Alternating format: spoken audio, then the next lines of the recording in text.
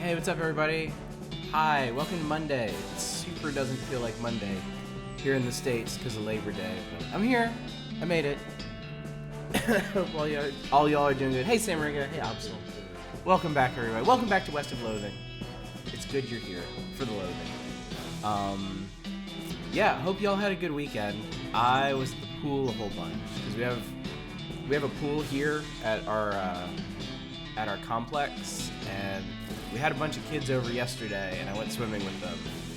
And I saw that Absol. That plumbing job is amazing.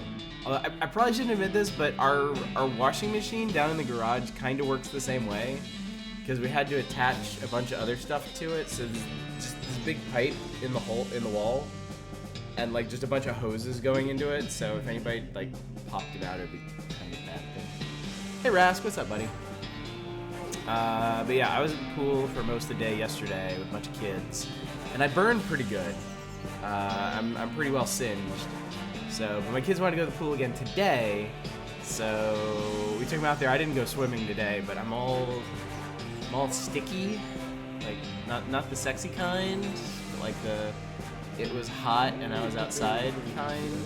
So I'm sure y'all really want to know about that. Hey Zetsuba. Hey, person with a Z name, who I really like and admire. You watched John Wick Chapter 3 today. I heard that's really fun. I've always wanted to watch the John Wick movies. I love just kind of mindless action films, and it seems like about as good as they get these days. Son hates white people, and I don't blame it. Yeah, me neither, if we're being honest. Yeah, my wife's Japanese, and so our kids are, you know, half white, half Japanese, but they got their mom's skin, so they don't burn at all. They have amazing tan lines, and I'm just like this big doughy marshmallow out there roasting on an open fire. So I always come back overcooked. Is Hieronymus here? He hasn't poked his head in yet. He tends to show up a little bit later. Unless we're playing something like Yakuza or Metal Wolf Chaos, and then he's like right there. So yeah, if any of you missed it, our Reader's Choice voting ended. We're doing Rad and Metal Wolf Chaos for September. Rad, we're probably gonna do this Friday for Variety Night, and then what the hell is my character doing? And then Metal Wolf Chaos, I'm thinking about doing after we finish West of Loathing. It's not particularly long. It should take like maybe 2 or 3 nights, I think. And then after we finish Metal Wolf Chaos, we can probably finally start Undertale, which I know a lot of people have been waiting for, because I've never played it. Anyway, we're here now. We're in the West. There's loathing to be had. I think we should get to it. I need to remember what I'm doing. Birdo, what's up, buddy? You're alive. You're awake. I'm so happy. What are we doing? We're at the Lost Dutch Oven Mine. Boy, that sounds terrible. My God. Why am I here? What am I doing here? Okay. I remember we have like a ton of things to do in Breadwood. And we did one of them. No, did we? I don't think we even finished the Ghostwood quest line. I think we have to go back there and pick up the form. And our goddamn whiskey. Let's see. We're muscly AF. I remember we got some new skills. Safe Kraken, that's right. We got Safe Kraken up. And we got Leather Workery to the next level. Oh yeah, and I found an El Vibrato thing. That was pretty cool. The Smithsonian Channel has a cruel sense of humor. They aired a documentary about how great private space travel will be, then followed up with a new episode of Air Disaster about one of the companies screwing up and getting people killed. Wow. Hats off to their programming department. That's pretty great. Alright, I got Blossom Gin. What's up, Gary? Oh no, such a smell that Gary to smelling. It's really something. Gary to waiting out here and breathing through mouth. The Dutch oven mine, you say. This sluice isn't very tight. Tighten it. I got unrefined meat nuggets, which anywhere else would be a terrible, terrible thing. Wow, there's some stinky fissures. I can't get any closer now without some stench resistance. I got you, fam. Let's see. I think it's an offhand thing. Yeah, I got sweet smelling flowers. The stench here is barely tolerable. A whole new genre of content that creates itself. I was gonna say, since you're scrapping on meat, you can hit the Hellstrom Rants to kill some cows and also farm some experience. Okay. If I run into any big, roadblocks, I'll definitely do that. We've been able to scoot along pretty well so far. I got Miner's Pants and a gas mask. Could use this 5 minutes ago. Miner Pants is +2 armor. My pants are far superior. And then the other thing is where did gas mask go? It's a hat. Whoa. Wow, they really highly value stench resistance, don't they? Well, that's not happening. The miners must be eaten down here to avoid the stench upstairs. Cat's eye candy and sugar guns.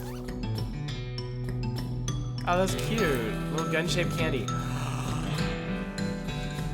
It's a spittoon! We're getting started early. You sure it's a fake Pope hat? No, I'm not. When I wear it, it's the real deal. Hey, not a roguelike. As we're just finishing watching the VOD of this and trying to piece together and that it was from last week and forgot everything. I know, it's so weird, isn't it?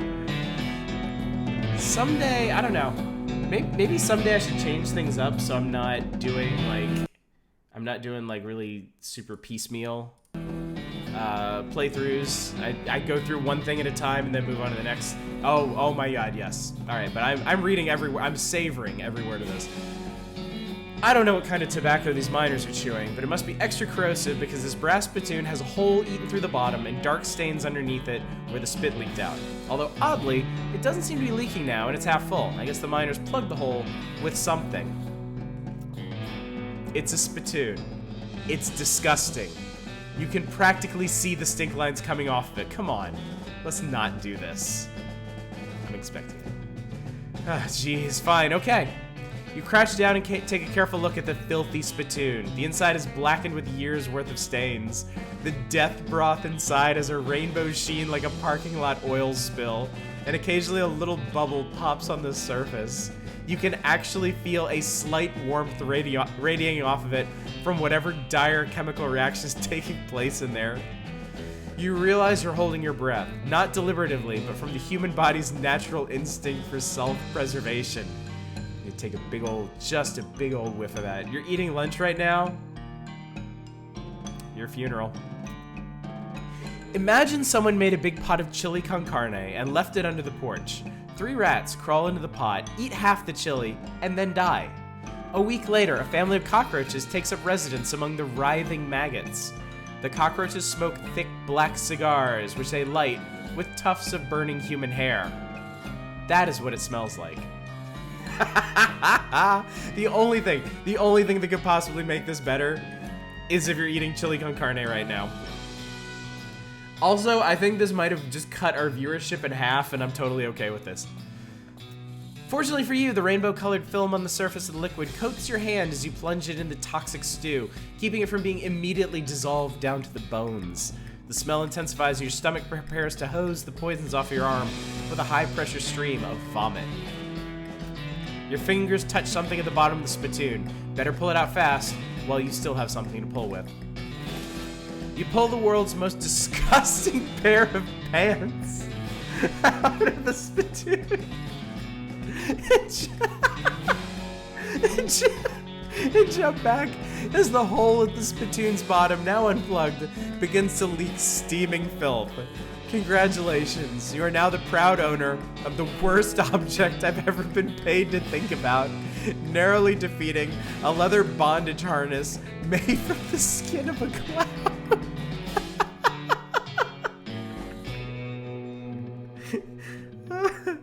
You got an item, spit-soaked pants. Hooray!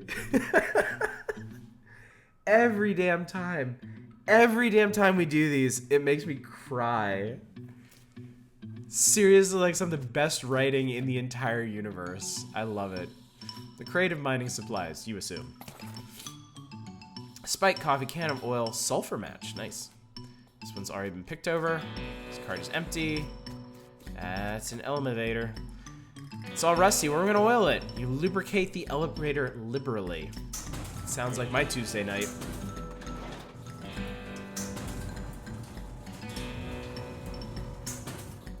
The thought of leather harness made from the skin of a clown got me. Now I'm joking. Are you gonna be this game's first fatality, not a roguelike? Please check in if you don't die. You emerge from the elevator into a deeper shaft. By the light of your lantern, you see exposed meat veins on nearly every surface. It's unusual there be this much readily available meat left in a working mine. What were they digging for, if not this?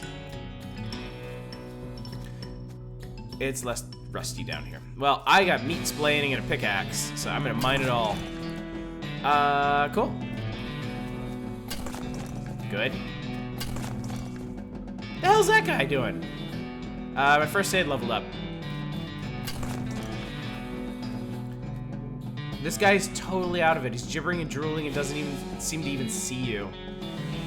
Rip Gnarl, you weren't too good for the world. Should probably warn us if we see any exposed meat veins. I mean, that's just the kind of stream this is. Check in if you do die, you can be our channel ghost. That'd be awesome. I want channel ghost. Totally unrelated to anything else. I think I thought about it because I thought of the anonymous bit ghost. It's September, but it's not Subtember, which is why I haven't put my little progress bar for subs back up. They're not half price yet. I did some more research. Twitch subs are going to be half price from September 3rd to September 24th. It's only going to be tier 1 subs too. So yeah, not quite as exciting as I thought it was. Oh well. I'm gonna talk to him. Hey buddy, you okay? Blah blah blah blah blah blah blah blah. Huh. You wave your hand in front of his face, but he doesn't react at all. Mine more meat. Give me all the meat. Shovels dulled to uselessness. What the hell is this? Was one of the miners digging with his helmet? Broken pickaxe. Looks like a miner died trying to dig deeper with their hands. Yikes. Okay. An ominous ladder leading down to a deep, dark pit. Yeah, we do it. There's still some little bits of fingernail in these gouges. You start to feel very uneasy. You're basically already the curse that haunts these streams already. Not much sure how much would change. The finger bones are all splintered. The hair on the back of your neck stands up. This guy seems to have gnawed off his own hands before he died. Your heart is pounding. This gem is pretty, but it smells terrible. Give it. Effluvious emerald. It's worth 500 me. This gem is half as valuable as it is pungent. You're in the money. Then you should probably wash your hands before you spend it. These scratches are just painted on. In blood. You have to get out of this pit right now. This guy worked his fingers to the bone digging and then has worked his bones to the marrow. The gouge marks are dark with blood. Yeah, but what's this? As you get near the rocks, the voices in your head begin screaming too loudly to ignore. You have to get out of this pit right now. Fine, fine, fine, fine, fine. Okay. Alright, apparently I'm not allowed to stay, so we're leaving. That was weird.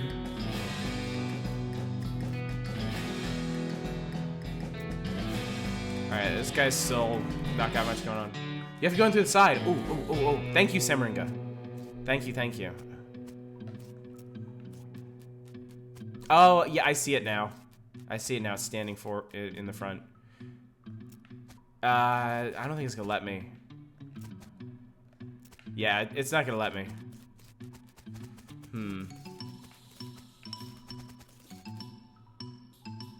I'm waiting.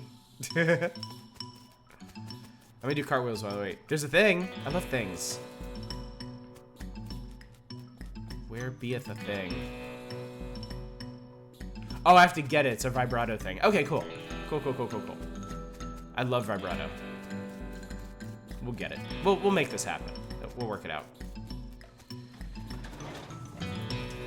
I'm aware I don't have to actually walk my ass out of here, but I'm gonna do it anyway. It's just, it makes the world feel more contiguous if I do that. Cool. I'm gonna switch my offhand thing back to my thing. What was my other thing that I liked? I think it was a filthy porcelain cow. Yeah, this game is so open. It's hard to tell where anybody is at any given point. Okay, let's go to, what the hell is soup stock load? I'm just gonna start going through these new areas. I'm sure they're all Breadwood quests. You pass by a pile of old bones. When you stop to examine them, they assemble into a skeleton. Just a regular old skeleton with nothing special about it, except for the fact that it's attacking you. And now that I think about it, even that isn't particularly special. Gee, what a humdrum encounter. That's a skelly man. I'm gonna hit it. Well, that's not gonna help very much, is it, Gary?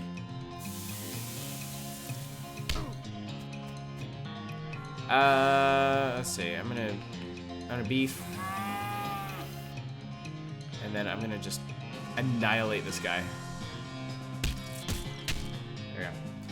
Only went to Breadwood when you had like all of the left and almost all the middle map charred. Oh, really? Beef up, skill up. Yeah, I just kind of do things as they come. Yucca, yucca. I got a can of tuna from this cactus. That's weird. Somebody bent their yucca. Oh, another metals hole, except this one just smelling good. Yeah, there's a hint of something on the breeze. What is it? Soups! This pile of tailings smells a lot like onions. This cart is overflowing with savory tailings. Dig it. I got unrefined meat nuggets. I have so many meat nuggets. Soup stock load. You find a few worthwhile things. Dynamite, can of oil. I got a lodestone ring. What that do? That's a lot of meat gains. What's my current ring? Current ring is +1 to everything. I'm gonna equip this and see what happens. See how big of a difference it makes. There's a toolbox on this bench, but it's locked and welded to the bench. Fortunately, I picked the shit out of things. Some backup tool. Have they explained why the meat is the currency here? No. Makes sense to me. It's a pot of boiling soup. Oh, that's right. We're making bread bowls for Breadwood. I think we need 5 of them. Well, this is gonna be pretty easy then, isn't it? A knapsack. It's mostly filled with trash, but you do find a spooky white mask. Weird. Cool, I got cultist mask. I was camping here, left in a hurry. Oh, there's a diary under the crude pillow of this bedroll. Entry 1, this mine is the worst. It sucks so bad to be here. I've been in some lousy mines, but this one really takes the cake. Everything smells like soup. The walls are slick with it. I swear, I can feel it getting in my pores. If I went to a doctor for a blood test, he'd probably tell me my blood is tomato basil bisque or whatever. We finally managed to get deep enough to hear the master. But it turned out the dang soup table is higher than we thought. We're spending 90% of our time bailing the stuff out and only 10% digging. I've had noodles in my boots. I hate this so much. Now the damn elevator's busted. It was always making a rattling noise, and the guys off shift couldn't sleep. That finally stopped, but it stopped because the elevator itself stopped, and we can't move it at all. Why do we even set up camp here? I had to spend the whole day scrounging around to find a replacement 137.59 and 23-pound compression springs for repairs. We'll install them tomorrow. Boss says we're giving up here and heading into a real deep mine they found up northwest. It's a shame we wasted all this work, but hot damn, it'll be good to get away from this soup. I will never eat soup again in my life. Got the springs installed proper like with the strongest behind the shortest bolt and so on, but there's no time to wrench everything down. Gotta pack. Not like the elevator matters much anymore. I really hope I don't screw up again and forget my diary here when it's time to leave. I don't think I've ever managed to fill in more than 10 pages in the same diary. That's the last entry. That's adorable. It's currency of loathing. I think the person was me. So I mean, it's just a thing, right? Also, why loathing? Why Kingdom of Loathing? Why West of Loathing? There's not a whole lot of loathing going on here, if we can be honest for a second. You see three very different sized bolts on the side of the elevator, which are all very loose. There's a sign that says 3,200 pounds pressure required, and some sort of gauge currently reads 0. This is gonna be a math problem. The gauge now says 411. 706. 706 minus 411 is 295. I need to write this down somewhere. It's gonna drive me insane. Hang on.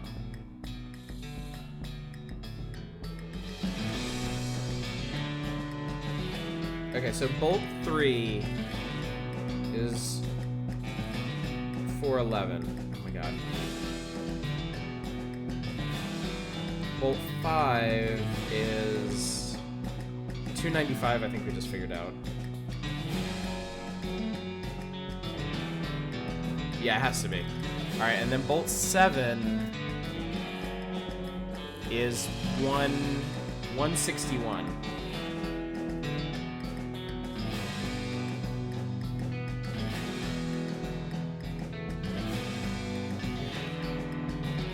I have no idea what to do here. I had a perk where I could fix anything by smacking it. I want that perk. I want it really bad. All right, so basically I have to get this number to 3,200.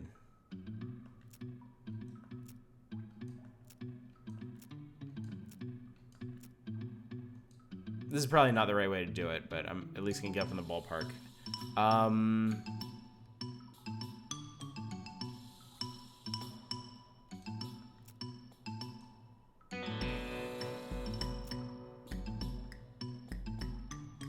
Okay, that overshot it by 9. You're better off the cuff computation than I am. I'm a STEM major. Okay, so the thing is, my daughter takes abacus lessons right now. And this is the kind of math stuff that she has to do. And so if I'm gonna check her homework, I kind of need to be able to do these things in my head. Yeah, I was right about that. Go me. I'm gonna laugh really hard if it's... Oh shit, I screwed that up. Oh, I fully tightened it, okay. Oh, that's gonna be...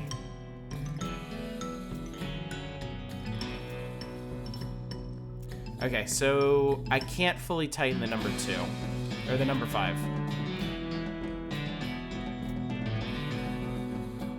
Echofar, hey, what's going on, buddy?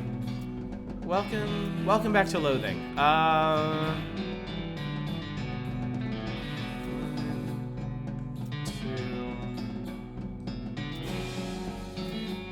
No, that's not good. Okay, I feel like I'm getting close.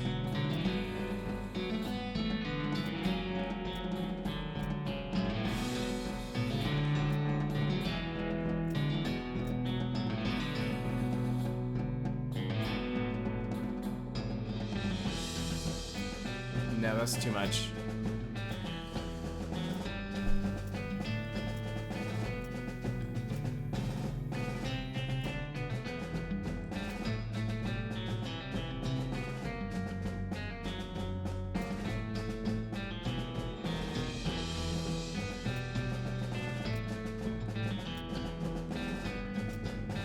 Damn it, not quite. I actually might need to do some actual math for this, but guessing is so much fun. I like guessing.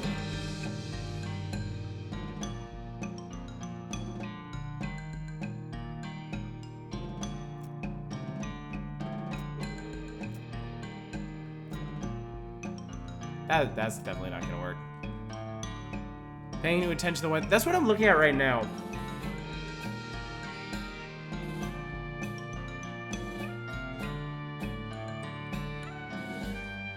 So my thinking is, you probably turn the 5 bolt an odd number of times, and then 5 turns of a combination of 3 and 7 bolt.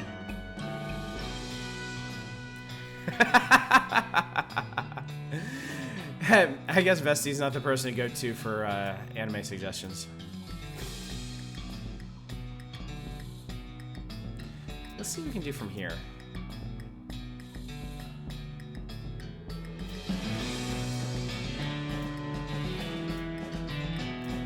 That's not gonna work. It totals up a lot faster than I was expecting. Okay.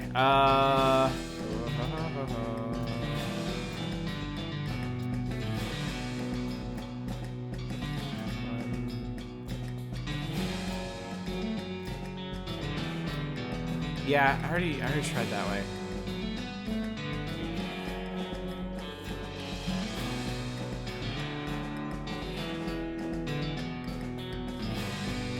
Hang on, I'm gonna do a little bit of math here. The target number is 3,200, 3,200. So let's see here.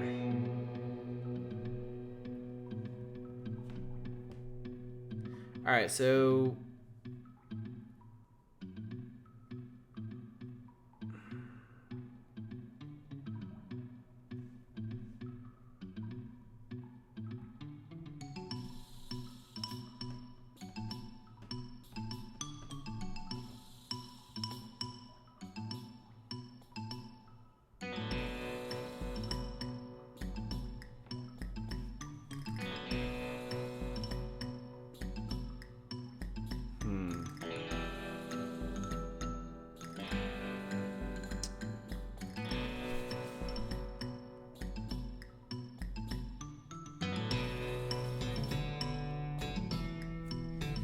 So what about multiples of 5 here?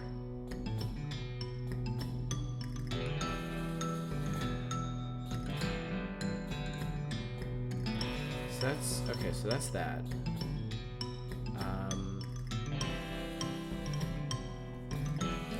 I got an idea. Hang on. Oh, you're not gonna be able to see that because it's game capture. I was gonna put calculator up on the screen that you guys could check out while I do this. 3,200 minus 55 divided by 61. No, that's not gonna do it. Okay.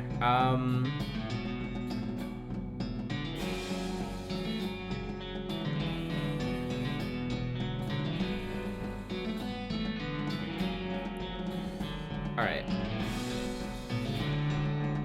200 minus... So 5 turns of the number 3 bolts is 2,055 pounds. Which leaves 1,145 to go. So if we can find some combination of the other amounts, we might be able to figure out.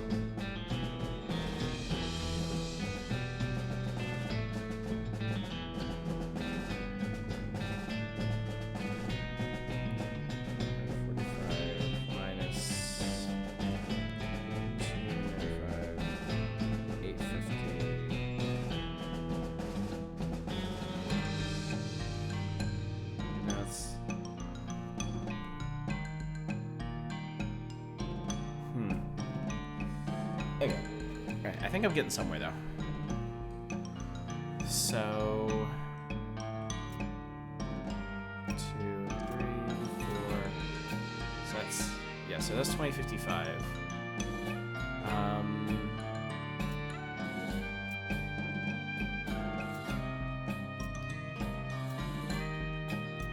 No, that went over. In the last 5 minutes, I decided this game isn't for me. This is just a side. Well, this is just a side quest, but there are other math-based puzzles in this game.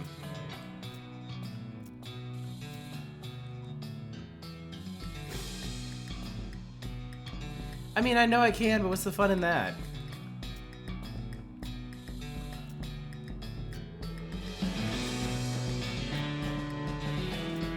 I screwed that up, didn't I? Oh.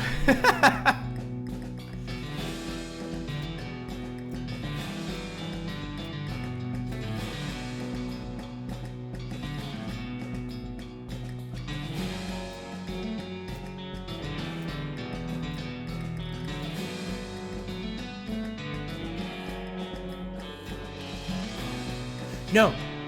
No, wait, I think I might have figured it out. Oh my god, I think I might have figured it out. 2, 3,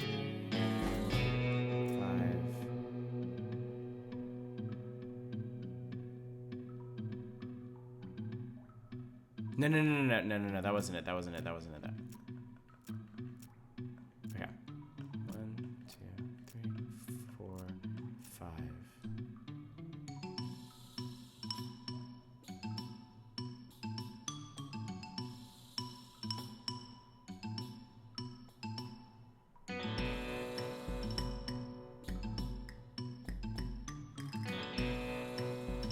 Semmering, that sounds more like the pickle place.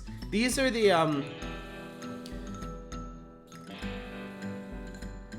the weird village part of Anodyne 2. You mean the kingdom? Or the rock village? There's a couple villages. God damn it, I had this. I had an idea in my head and I forgot. 1, 2, 3. Oh shit. 1, 2, 3.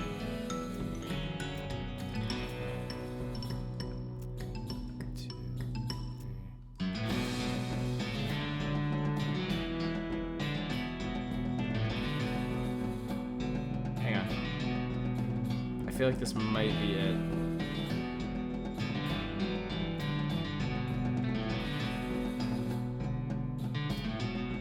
No, that's not it.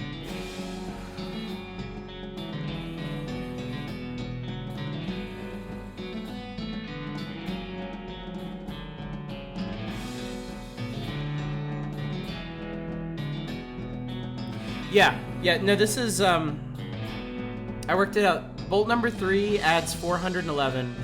Bolt number 5 adds 295. Bolt number 7 adds 161.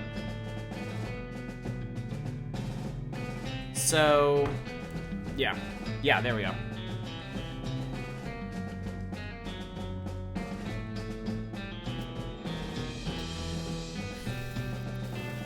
Actually, hang on. How much can we tighten number 7? What's the limit on this guy? Okay, it goes to 288.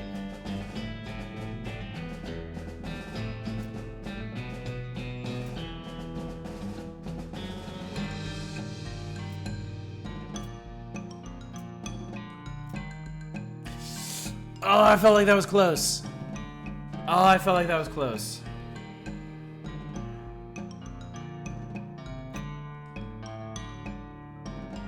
That was over by 90.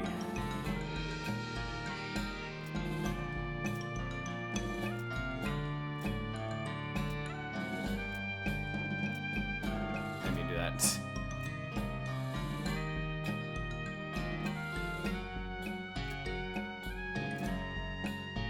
So we got to 2,700. But I mean, there's no way to get 500 out of this thing. Okay, so that can't be it. That can't be it.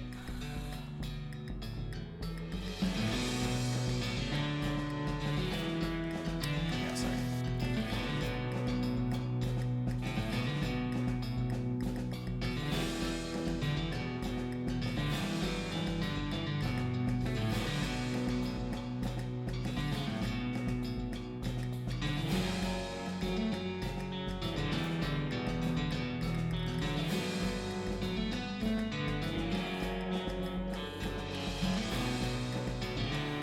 So wait, this has to mean something.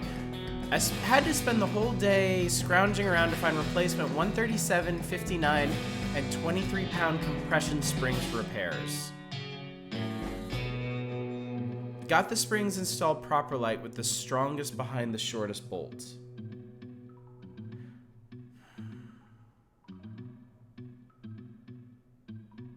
Wait a minute. Hang on a sec. Wait.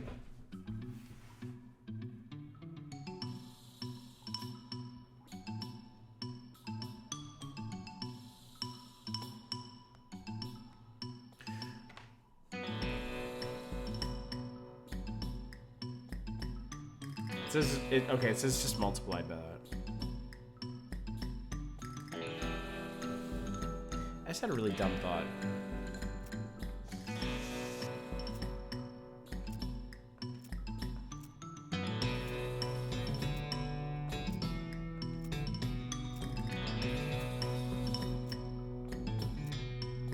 No, that's not it.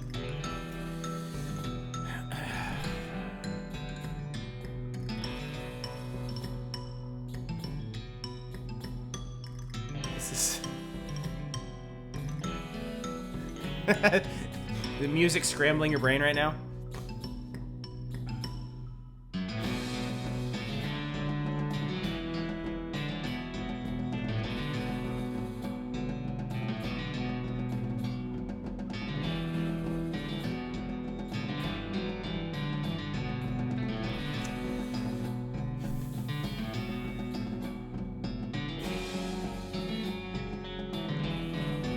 I'm trying to think of a mathematical way to do this.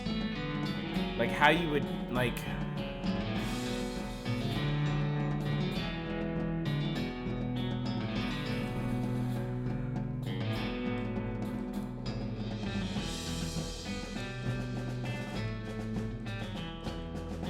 Yeah, number 3 and number 7 turns have to be added to a total of 5 times. But I don't know if that's like 5 of one and 0 of the other. Or... yeah. So what, just out of curiosity, 1, 2, 3, 4, 5. 1, 2, 3, 4, 5.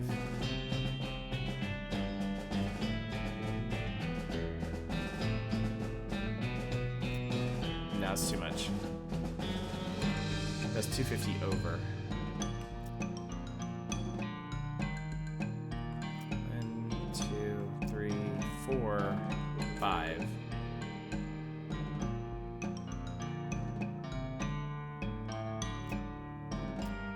Alright, hang on. So 1, 1, 1, 3, 3.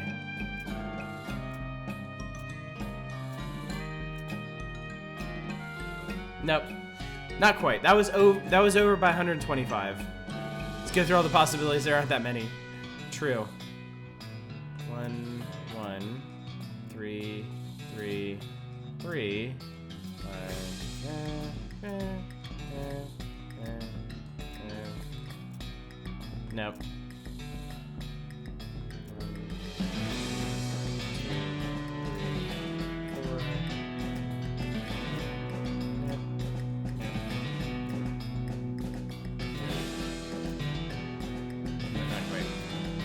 You have the answer? You got lucky with it? Oh. How about that? 1, 2, 3, 4. 1.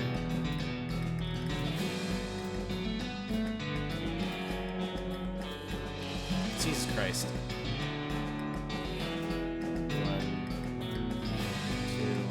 2, 3.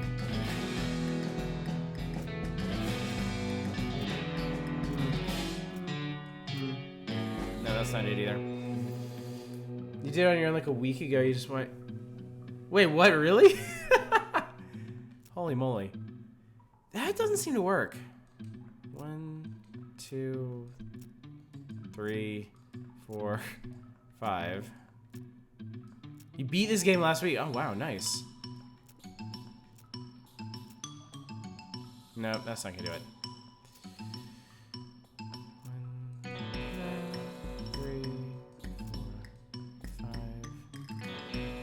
I mean, realistically, I could keep turning the 7 bolt.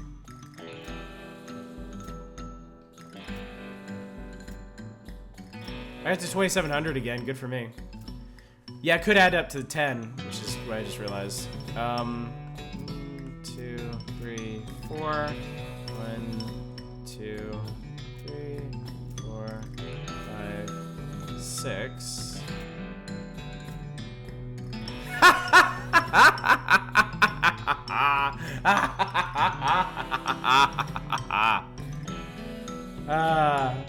No, you didn't, Autoregulator. Shut up.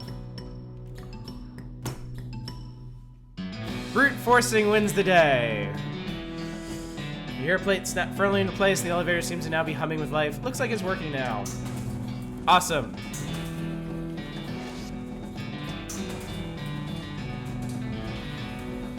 Also, probably the dumbest part of this was that I think our viewership doubled during that math exercise. It was long. It was like 15 or 20 minutes, I think. Ooh, your Elvado transponder goes crazy. Okay, I'm gonna finish getting the bread bowls. Snacks. A lot of heat, but you can take it. All right, cool. I think, yes, I have all the bowls of soup I need now. There are hundreds of snakes lounging around this pool of hot soup. All right, I'm gonna do the snacks after I do the El Vibrato. Yeah, look at this shit. Okay, I need a keystone for that. That says a thing. Okay, so I need another keystone. That's right, I didn't. Okay, I can do that, can I?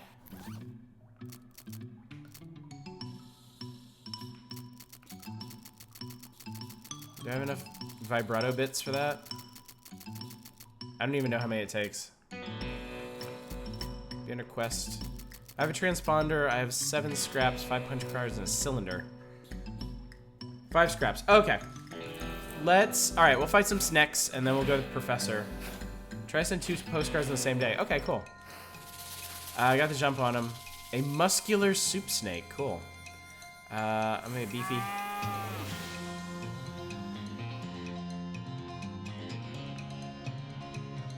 I'll destroy this guy.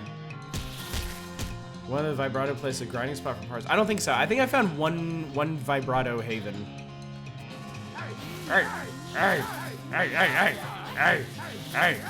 Gary is a beast now, by the way. I don't know if y'all noticed.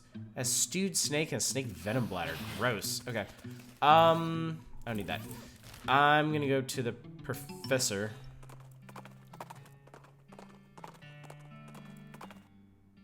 You encounter some homesteaders who seem to have run their wagon off the road. Either that or they found a wagon. We've had this one before. I remember that one specifically. Meow. Yeah, I already harvested that. Great game for the Switch. Oh, right, you were looking for an RPG, and was this what you ended up going with? Alright, now I got my damn keystone. Have you started Last Remnant yet? I'm really interested to see what you think of it. A grim-looking cowboy rides up and blocks your path. Hold it! This area is full of cows, and I can't let you go any further. It ain't safe for regular folk. Y'all go ahead and turn back now. Thanks for the warning, but what if I refuse? I'll use force if I gotta. You're gonna ensure my safety by beating me up. I recognize the conundrum. That's the times we're living in. I'm gonna push past him. One side, fella. Hey now, I said I ain't letting you pass, and I meant it. Can I try something else? Nah, we're just gonna, we're fight him. Yeah. Whatever, dude.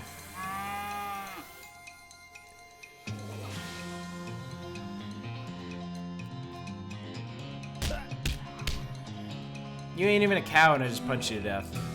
You beat the hell out of the cowboy and take his fancy silver pistol. I'm not sure what the lesson is here, but he probably learned it. Cool. So there weren't any cows. He was just making shit up. I have no respect for him anymore. Damage 12 to 15. Deals extra damage against cows and other demonic creatures. What's my current pistol? It's the befouled pistol. Oh, that's right. It does a ton of stench damage. Yeah, Phoenix Wright is fantastic. I haven't played as many as I'd like to, though. I beat the first one, and I absolutely loved it. I beat the second one. It was okay until the last case, and then the last case was really good. I kind of burned out on 3, because I was playing them all in order. And, you know, every Phoenix Wright, the third case kind of sucks. And the third case in 3, I couldn't do it. I could not get through it. I got El Vibrato Fluid. That's interesting. Insert fluid.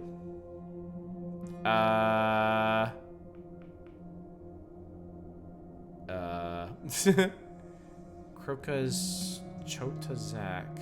Kroka's Gotta Choose. Kroka's Nohonosta.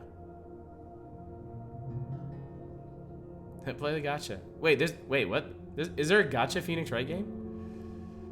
Third case of Ace Attorney Investigation is pretty good. That's the Edgeworth game, right? Ejects the Pentagon you just put in.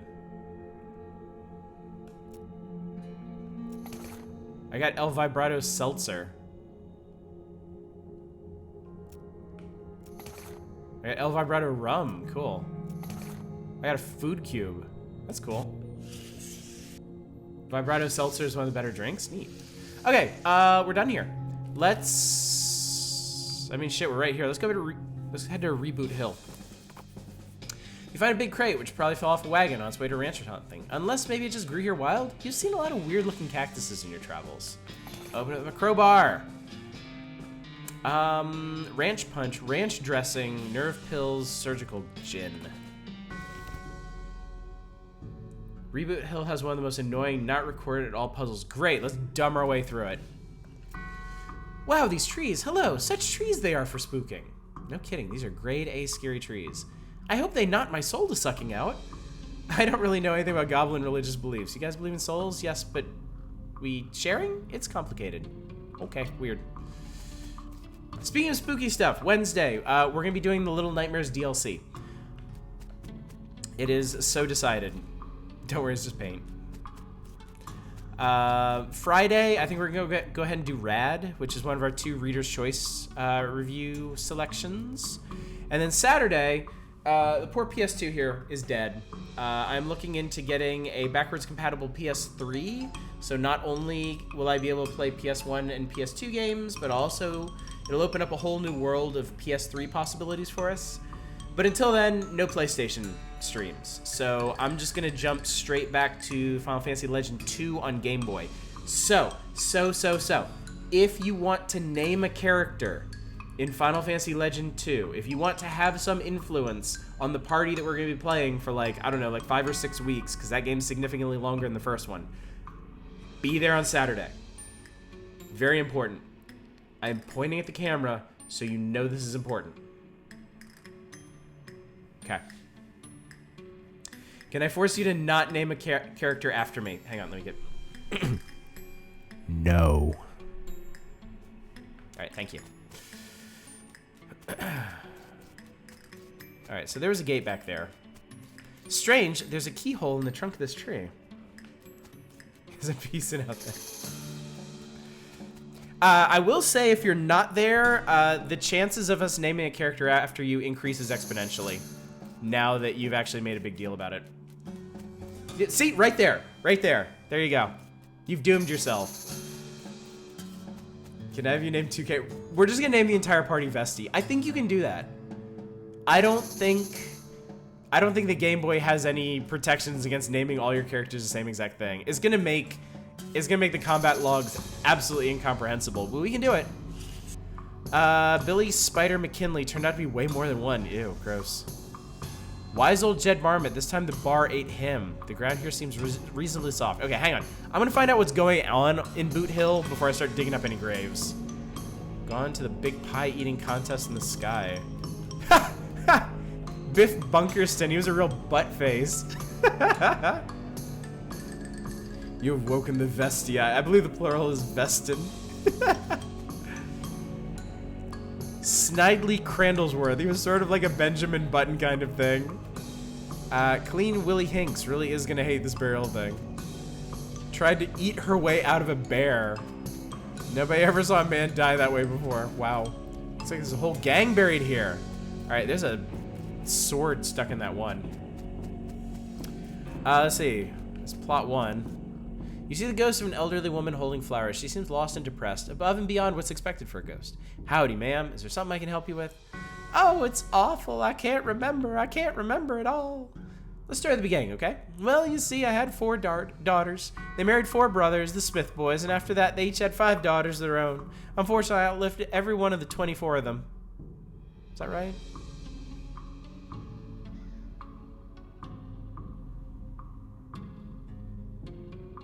Yes. No. Yes? I guess she's not counting the brothers. You know you're a ghost, right? Oh, yes. In fact, I died here in this graveyard where they're all buried. I came to visit them, and I suppose my poor old heart finally gave out. That's not the problem, though. 95 years is a pretty good run, after all. You're better with logic than you are at math. What'd you forget? I bought this bouquet of flowers to put on my favorite granddaughter's grave, but I can't remember which of them was my favorite. I'm so ashamed, and I can't bear to leave until I've remembered. Maybe I can help you figure it out. Oh, thank you. I'd appreciate that ever so much. No problem, ma'am. Can you remember anything about your granddaughter? Well, I'm quite certain her first name ended with a vowel. Oh, fuck's sake. Oh, boy. Okay.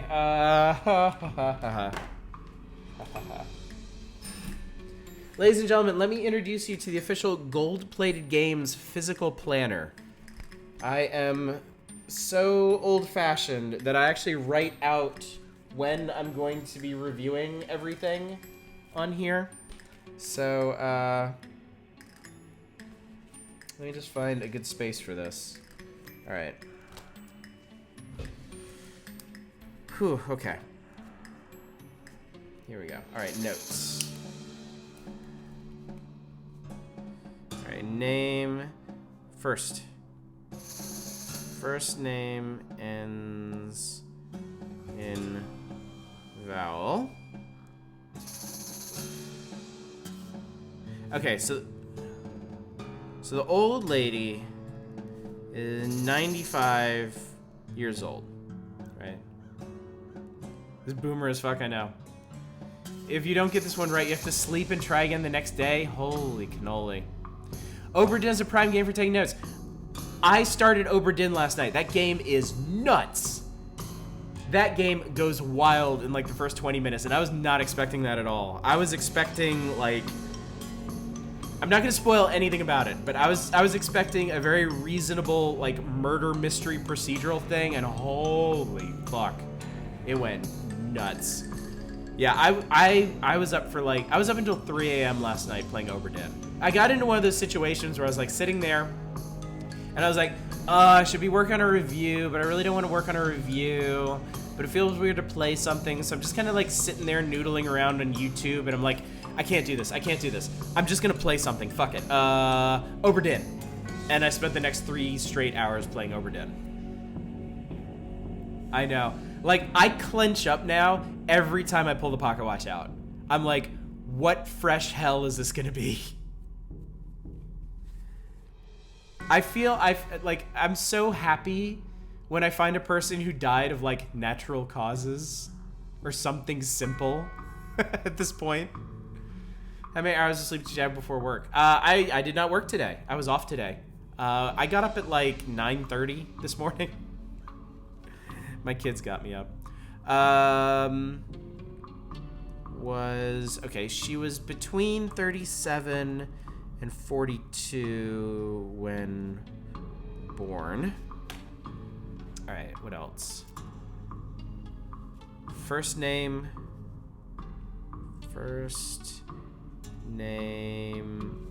longer than last.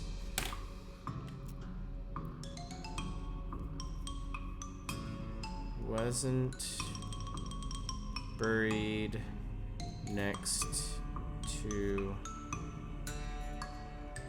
daughters. She passed at the same age as poor old Becky. Died same age, not same year, same age as Becky.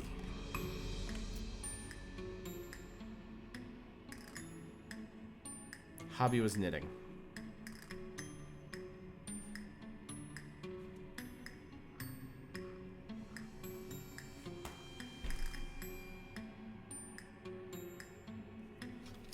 Okay. That's... okay. Alright, I'll be back in a minute. Alright, so we need to comb this place over. Penultimate Becky Smith?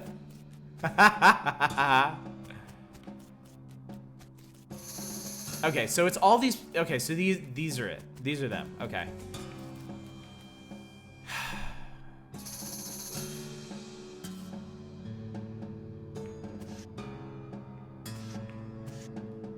A loosely packed grave.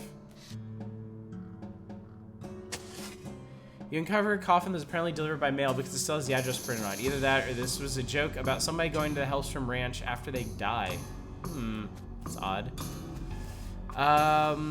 Okay, my first question is Grandma buried in here somewhere? She would have had to be born in the 1700s. Right? No, weird. Okay. So Grandma's not buried here. 6, 7, 8, 9, 10, 11, 12, 13, 14, 15, 16, 17, 18, 19, 20. 24 graves.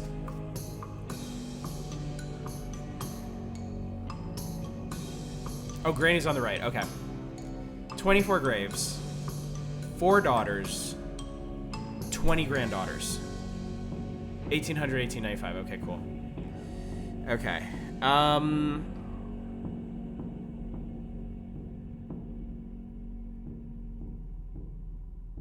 Okay, so if Grandma was 1800 to 1895, oh, that makes it easy. Then this one had to be born between 37 and 42.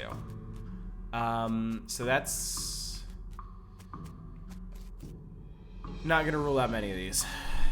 Okay.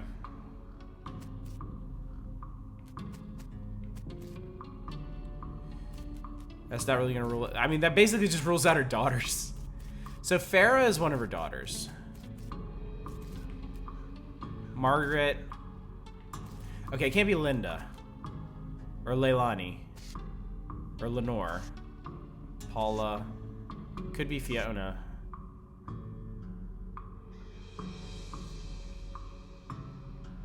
Died the same age as Becky, but we don't know which Becky. No, I don't think it's only one side. Shut up, Vesty. You know what happens when you assume. Pearl. God damn it, why did you have 3 Beckys?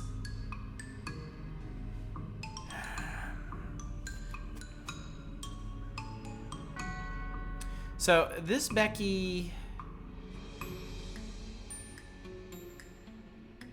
First name is longer than last. So, okay, so, yeah. Alright, let's start making some suppositions here. Hang on, I need to mark down something I'm doing for tomorrow.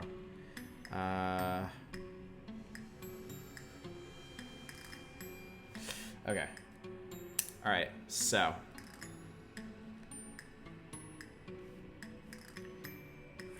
First name greater than 5 letters. Born between 37 and 42. Died the same age as Becky. Okay, so this Becky was 16. This Becky was 24. Okay, so...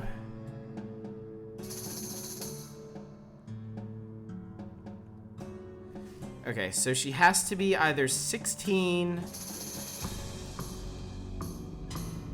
Math is hard. 18... or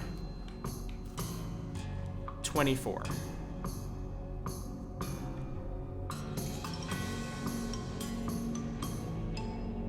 Okay.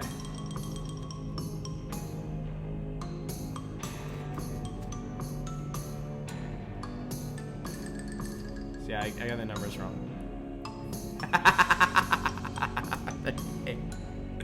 Are there seriously more? First Becky, penultimate Becky, little Becky.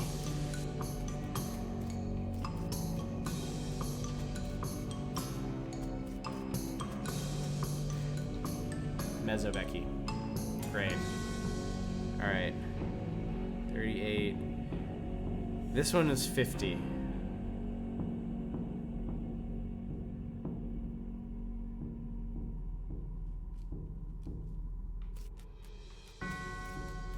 Okay, that's all the Beckys.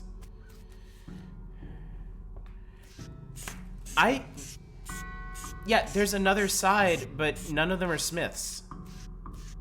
God damn it.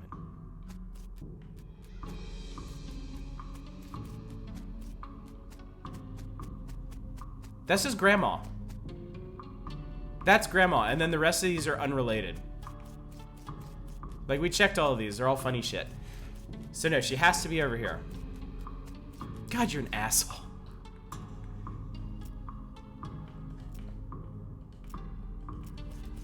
Fucking worst. Yeah, I got okay. First name is more than 5 letters. Has to be 16, 24, 38, or 50. Wasn't buried next to a daughter. You do that, Echofar. Have fun. Thanks for coming out. Yeah, I'm gonna do my best. We're gonna figure this out. All right.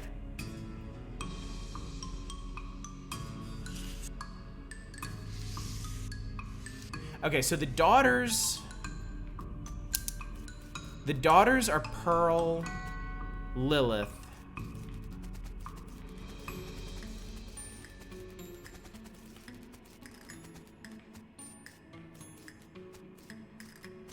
Margaret, Pearl, Lilith, Margaret, and Farah.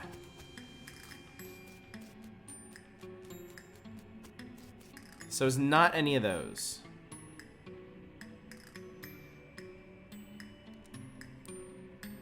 So it's not Pearl, Lilith, Margaret, or Farah. And that means, okay. All right, well, obviously it can't be Fidelity because she doesn't end with a vowel. It can't be Madeline.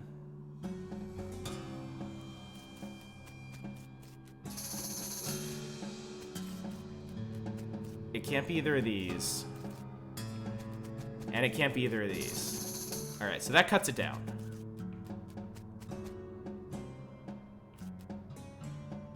All right, so we need... All right, so this one... Penelope was 50. It could be Penelope. Patricia... No.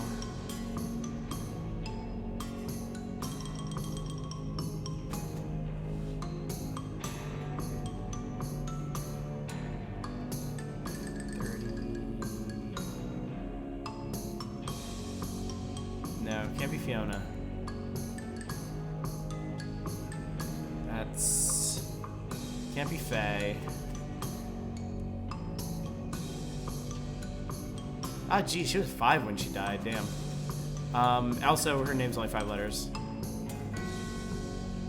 Lenore was 16. It could be Lenore. No, it couldn't, because that's outside the date range. Leilani's outside the date range. Linda's outside the date range. Yeah, it can't be her. Can't be Faye.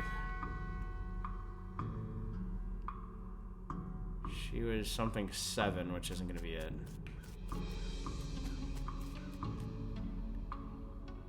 Melissa was 38. That tracks.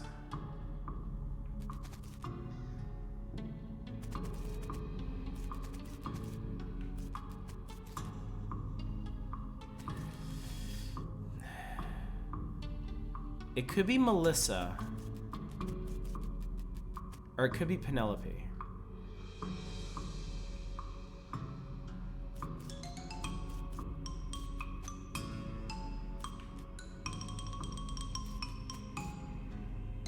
Can't be Penelope. Can't be Penelope. Because that's outside the date range. I think it's Melissa. I think it's Melissa. Born between 37 and 42. Name is greater. First name is longer than 5 letters. Ends in a vowel. Same age as one of the Becky. Yeah. Died same age as one of the Beckys. 38. I think it's Melissa. Boy, if you guys hadn't corrected me on that one Becky, I would have fucked this completely up.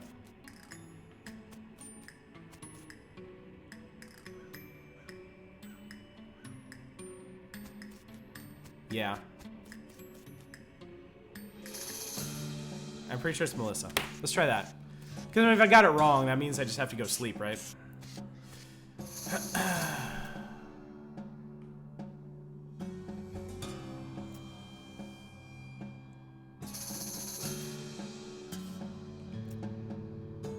God damn it.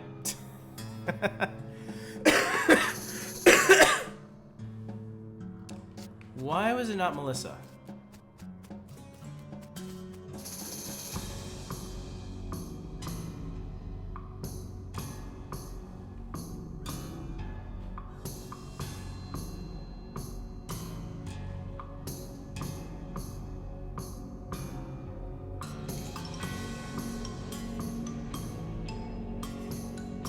Why the hell was it not Melissa? Grumble. I'm gonna dig up all these other graves. Because I can. I got a marmot skin cap. Pistol attack damage, nice. It was what? Oh, is it like, was there like a trick in one of the clues then? Tripe pie? Fucking gross. It's a lot of muscle though.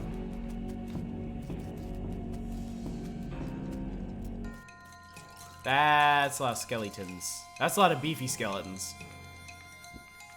Guinevere sweet, Brutus sweet, Elaine sweet, Yvain sweet, Morgan sweet. Alright, let me see here. People's age isn't necessarily exactly their death year minus birth year. Great. Says it depends on whether they died before or after their birthday.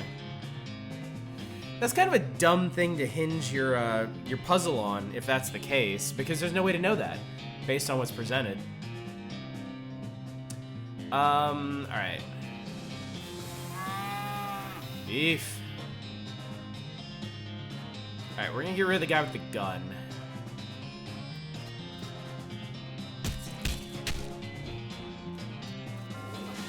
The clues are random? Ugh. So it's not always the same. Wait, the clues are random, so it's not always the same answer? Yeah, it's not gonna work. Great. Oh, he just undid the garrying. Oh, that's super bad. So those guys are spellcasters. Those guys are spellcasters, okay. That's gonna be a problem. Alright. If I get rid of them, there's a better chance we survive this.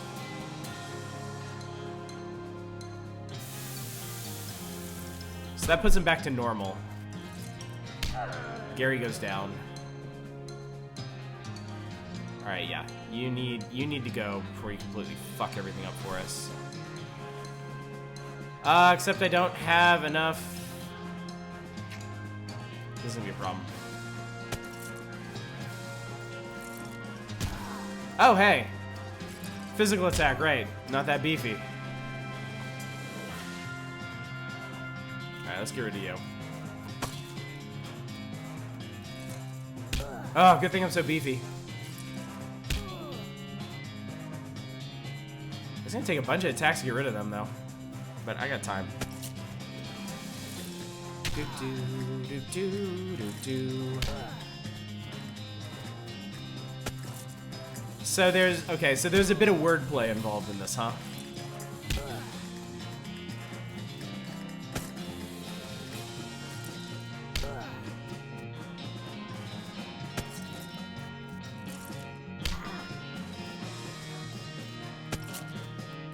Alright, whenever we pass out from anger, we'll come back and figure this one out. There we go. Menacing Moo Up, nice. What the hell's this? Here lie the sweet gang, may they never wake up. Give me that sword. I had a sweet sword. Now I'm royalty. 12 to 15 plus 6 Moxie. What's my current weapon? It's the nail goes. 9 to 11 plus 3 muscle.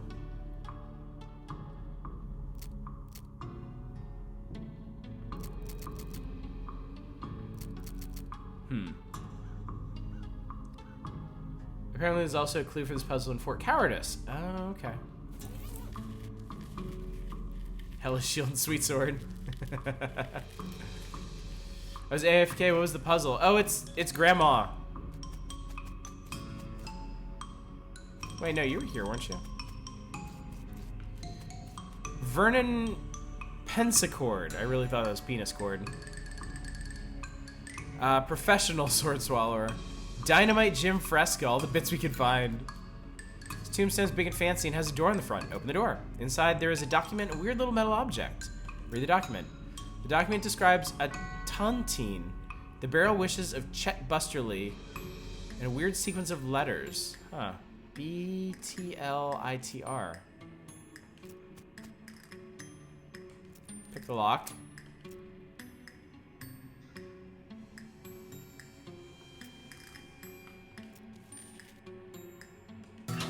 Yeah, safe cracked it.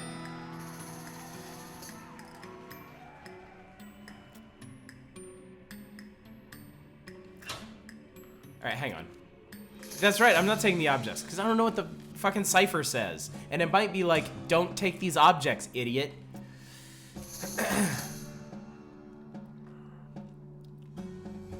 Alright. B-T-L-I-T-R.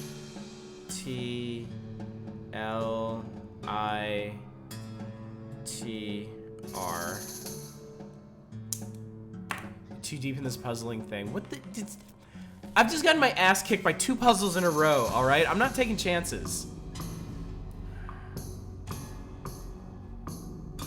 O-H-L-G-H-E.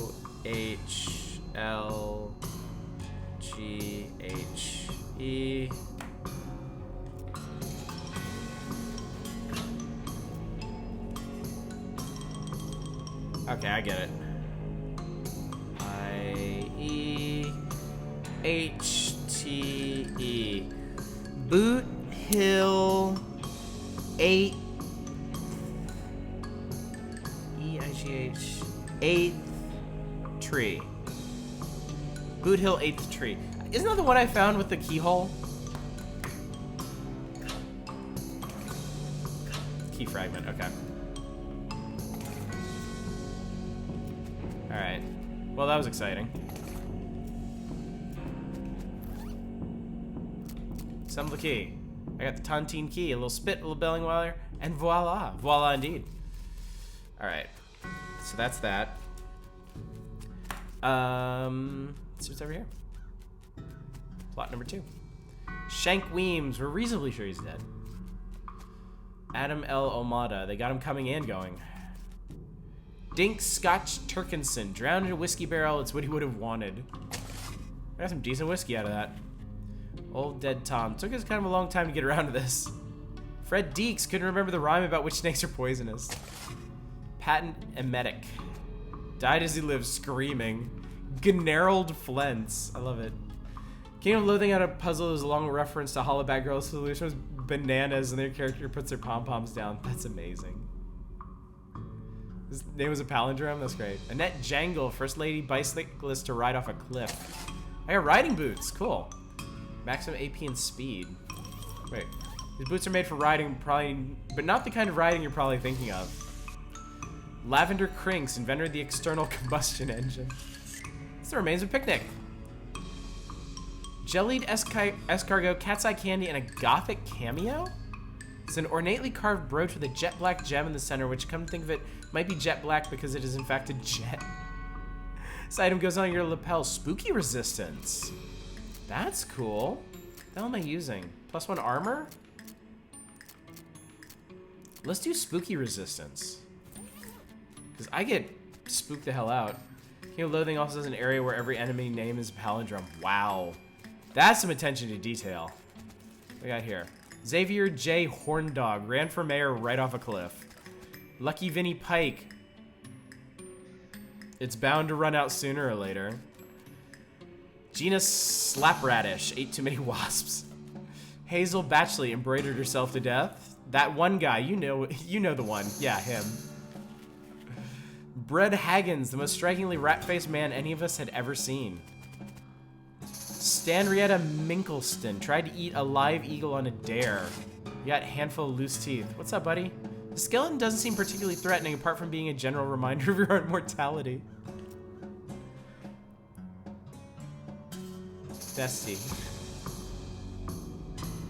Vesty, feel free to go back and clip the face I made when I saw that he didn't have a death date. Thank God that guy is dead. Yeah, I know, right? Hello, who are you? My name is Bernard, but shh, lower your voice, they'll hear us. Who, the cultists? Shh, yes, not a fan. They're reanimating dead people's skeletons. I don't want to be reanimated. It sounds horrible. Can you imagine having to walk around without your skin on? How embarrassing. Not to mention cold. Yeah, well, plus, I mean, dying's hard enough. Who wants to come back to life just when you got used to being dead, right? I can see that. Please, can you do something? I don't want them to find me. Okay, I'll let you know when it's safe.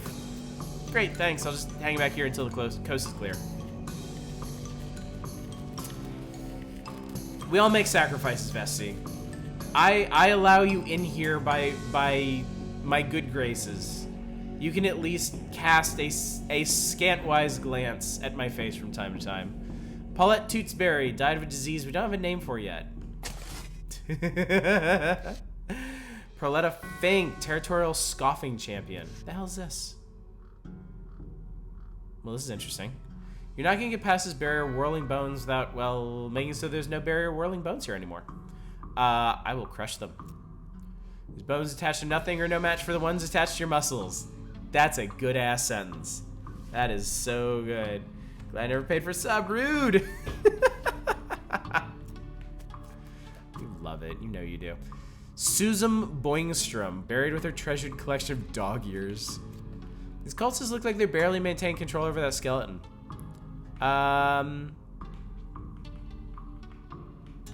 Should I interrupt them or wait? I bet I know what you're gonna say.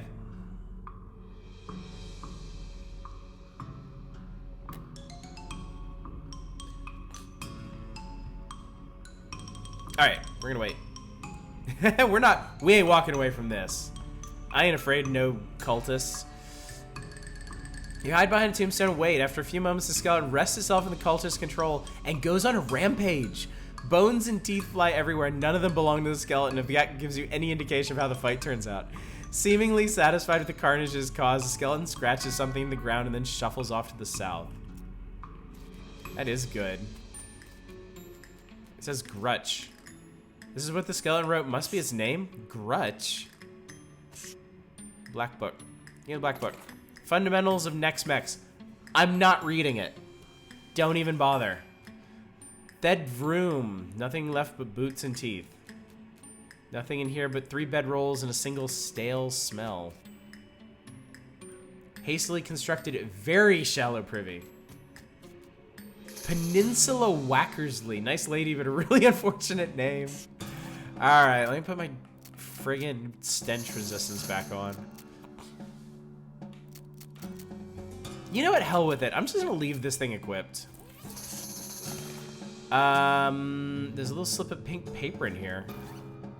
Looks like one of the necromancer's cultists got written up. 2 more of these and it'll be ritually eviscerated. Nothing personal, it's just corporate policy.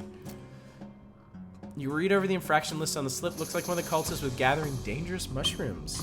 I should check that out. Gives you the raised skeletal buddy skill. That would be cool. That would be really pretty neat, I gotta say. Okay, I think we're done here. Because I can't do anything with you again. Maybe she'll be over by tomorrow. Maybe. Alright, key. Let's walk past these and find it. Here we go. Tontine treasure chest. This chest was hidden behind a secret door in the trunk of a tree in Reboot Hill. The chest contains a lone but extremely large gemstone and a document describing a tontine which apparently won despite not even signing up for it. You got an item, Unbreakable Ruby. Lol. Oh, right. I forgot Skeleton Buddy. Thank you. I have no idea what a tontine is. Straight up. No idea.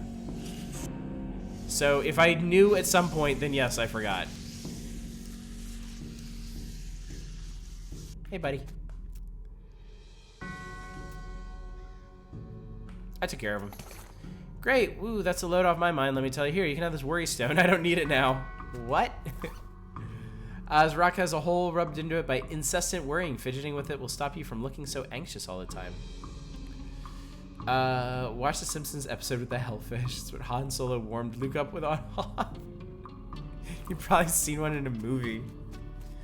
You guys are worse than the riddles in this game.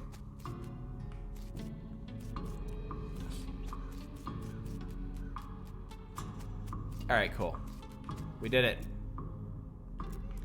Alright, we did Rebuild Hill. Let's do the Baker Boys hideout, and then we'll head back to Ghostwood and cash in what quests we've done.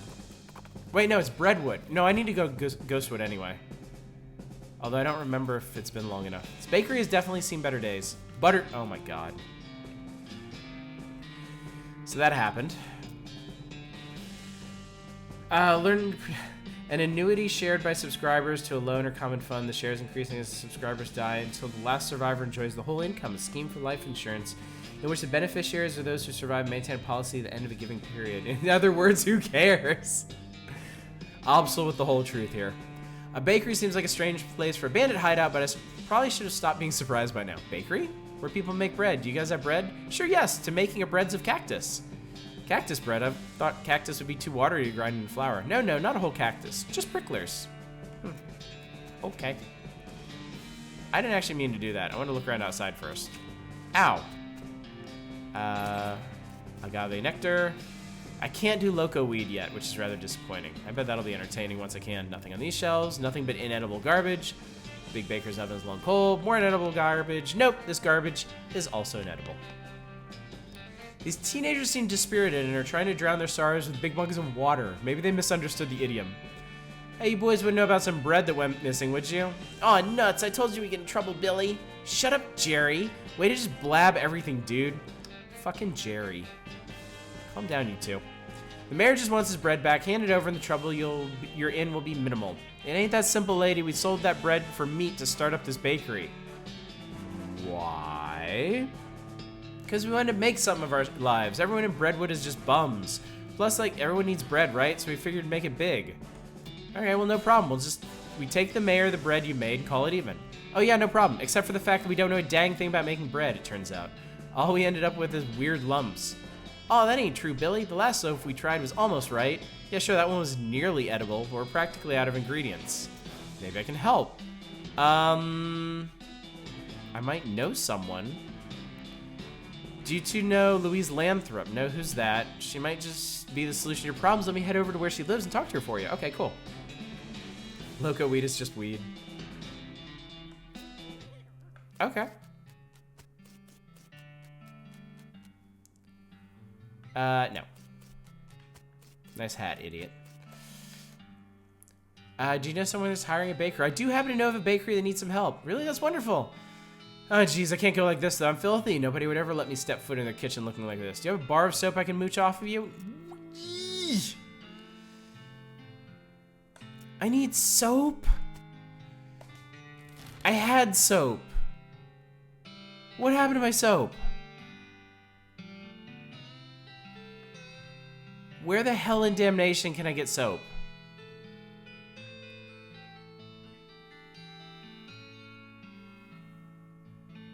Maybe button willows. No random encounters. That's surprising. No, I already bought button willows soap. Damn it. I remember. That was the one I replaced the soap that I used on something.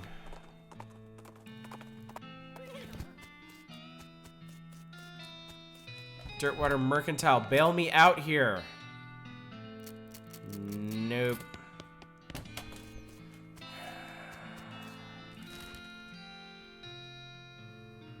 Alright, I guess we're heading back to Breadwood early.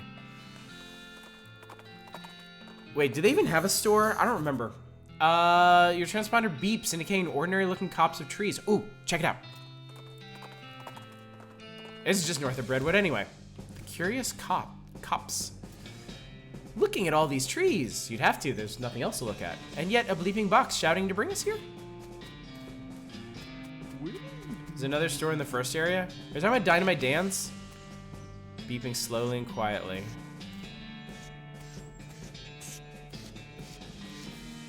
Medium tempo. Got shockweed. This thing looks pretty tough and pretty attentive. Fight it. I'm gonna fight it. What? Beef.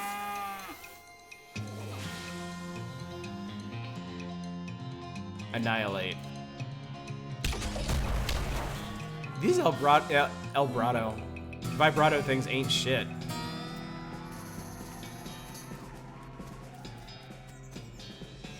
Reaches a deafening volume. Whoa, holy moly. That was wild. This machine is not switched on, but has an empty coffee cup in it. Confounded device is dark and silent. Whoop, hello. Oh, wait, that was the portal.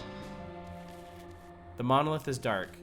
This is the El Vibrato construction facility. Okay, so I think I might be here a little early. Like, I have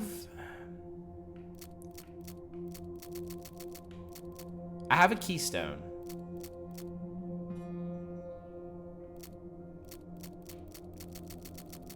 And I have a cylinder, but I can't use them. Alright. We'll have to come back to this then. Breadwood. You spot a guy riding down the road on a brown horse, wearing a brown fur hat and carrying a brown shopping bag with a brown loaf of stolen bread sticking out the top. You can tell it's stolen because the bag has a little picture of a loaf of bread on it. He rides up and brandishes a great big loaf of bread at you.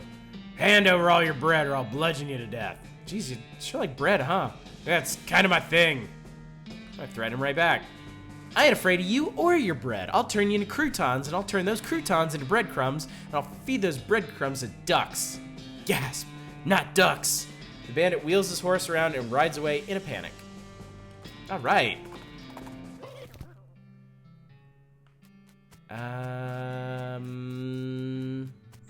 Wait, there's a... Was it in the bunkhouse? No. That's right, there's a trading post in here that's a literal post that you trade at. Yeah, it's a post, trade with it. Soap. There is no soap. Life is pain. Look at that. Mind your meat.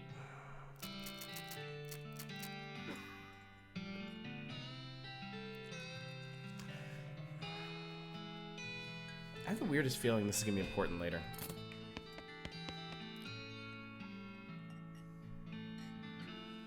Well, well, look like some poor son of a biscuit wandered into town. Howdy, cake sucker. Wow, geez, rude and baffling. Get used to it. We like our cussing here in Breadwood. Yeah, fine, but cake sucker? We also like our breads and bread-related products, so I've noticed. What's with the guy washing dishes? That muffin lover ran up a tab he couldn't pay off, so now he gets to wash dishes. Some of them dishes I've been saving for just an occasion. How much does he owe? 150. Let's talk about something else. Y'all think I should pay that guy's tab off? I mean, it says don't be this guy. Do we want to help this guy? Those ladies with the guns are really funny. If you want, what the hell kind of answer is that, chat? Chat's supposed to be demanding shit constantly. Fine, I ain't gonna do it. chose you. Oh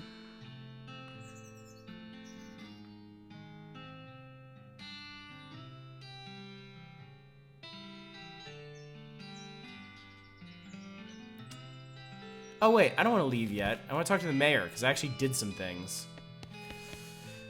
Dear bread back. Radio flag missing. Get logging permit. I did bring back the soup. Your real lifesaver was about ready to gnaw my own beard off. That'd have been a shame.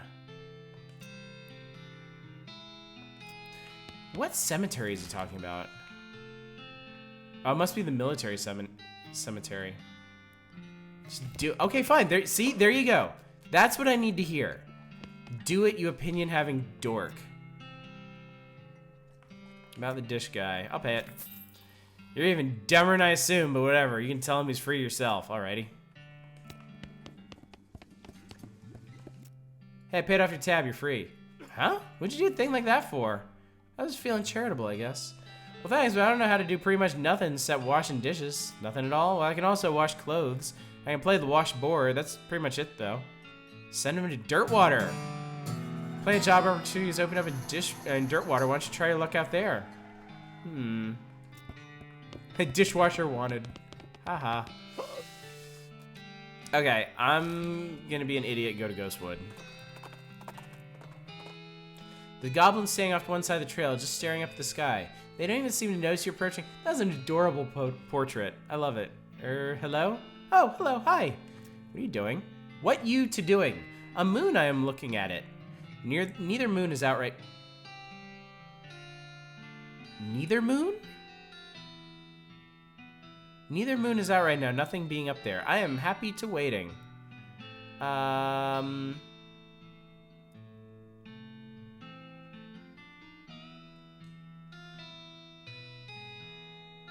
Gary talked to him. Gary has a little conversation with the distracted goblin, which you can't quite follow. Eventually, Gary shrugs and turns back to you. The moon, it is waiting for the moon to appearing. Which one? Either one. It is a big fan of the moons. Very beautiful, very important to saying. Frankly, quite obsessed. A little bit weird-eyed to thinking. It's some pebbles to giving me? You can having. You got moon bits? The hell do moon bits do? Powdery little bits of moon rock. A real curiosity in this day and age. I need a drink. Did that whiskey show up yet? Damn it. I think I need to sleep.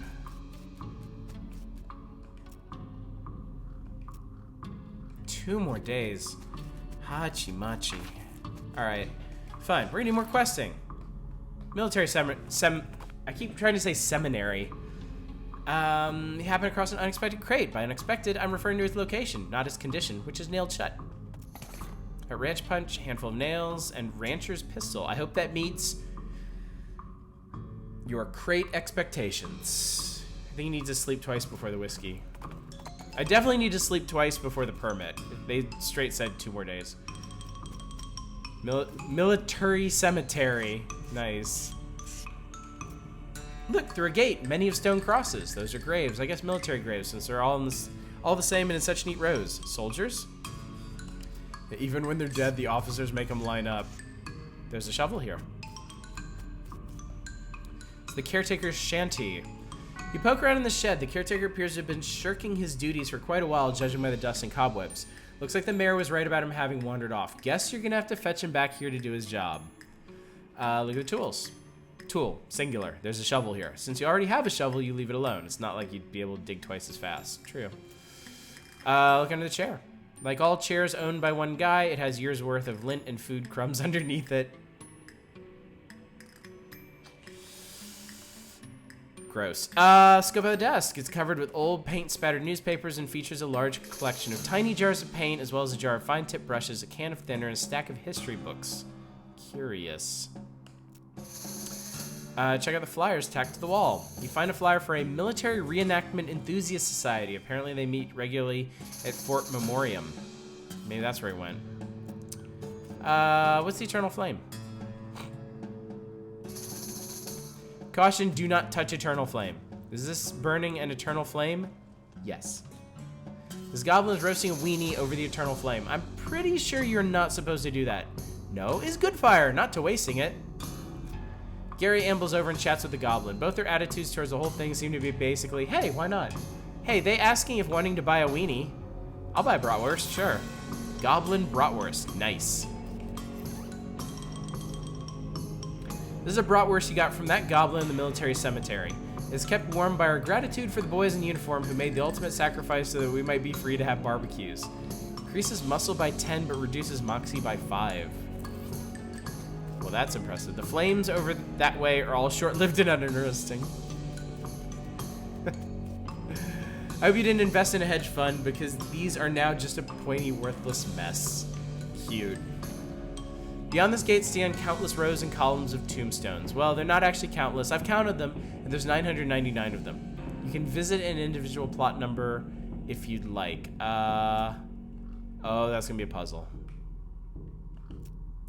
You approach the grave. It reads, Private Juliet Nelson, 42nd Infantry Division. The soldier buried here is making a lot of noise. Well, shit. Dig him up. Okay. You're getting punched back in your grave. That is a poignant bratwurst.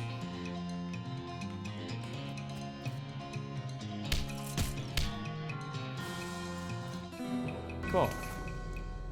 I got a bone and skull chips. Punch it back into the grave hole. Alright, so where is... Holy moly, why'd you wander all the way down here, bro? Okay, we're gonna do that in a minute. Let's check out some of these other ones up here. Since we're here. Do 420 and 69. I'll be back with the Gravekeeper and then I'll see what's up.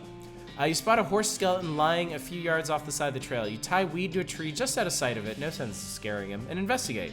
Somehow its saddlebags are still intact. Maybe the big red plus signs embroidered on the sides of them added to their durability. Laudanum, emetic, nerve pills, and more laudanum. That's handy. Schmaltz. A smell. What it is? A brewery. Do goblins have beer? Beer. Oh, booze! Wheat are fermenting a special cactus juice. Is it good? Can't even remembering. I love Gary. Gary makes me happy. It's a little cluster of gin blossoms. I got blossom gin. Alright, let's see what's up.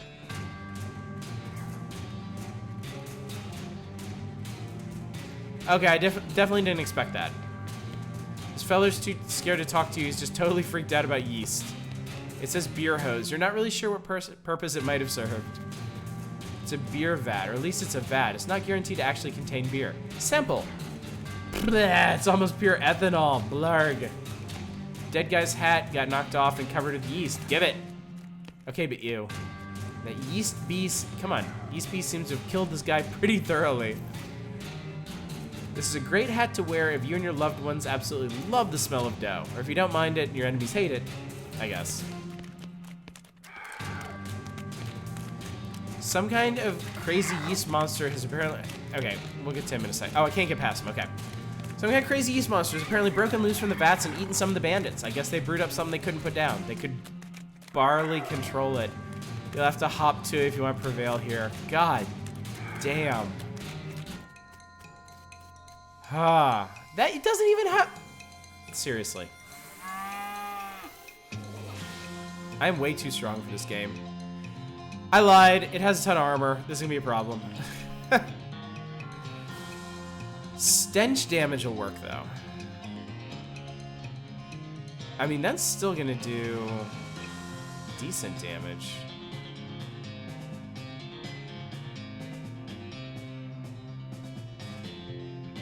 Alright, let's ruin your stats.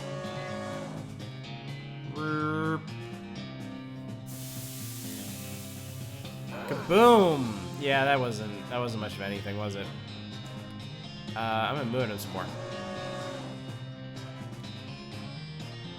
Your stats are gonna be garbage. It still does 5 hit points, and it hasn't affected his armor, which is interesting. Although now our melee actually does damage, so. Punch.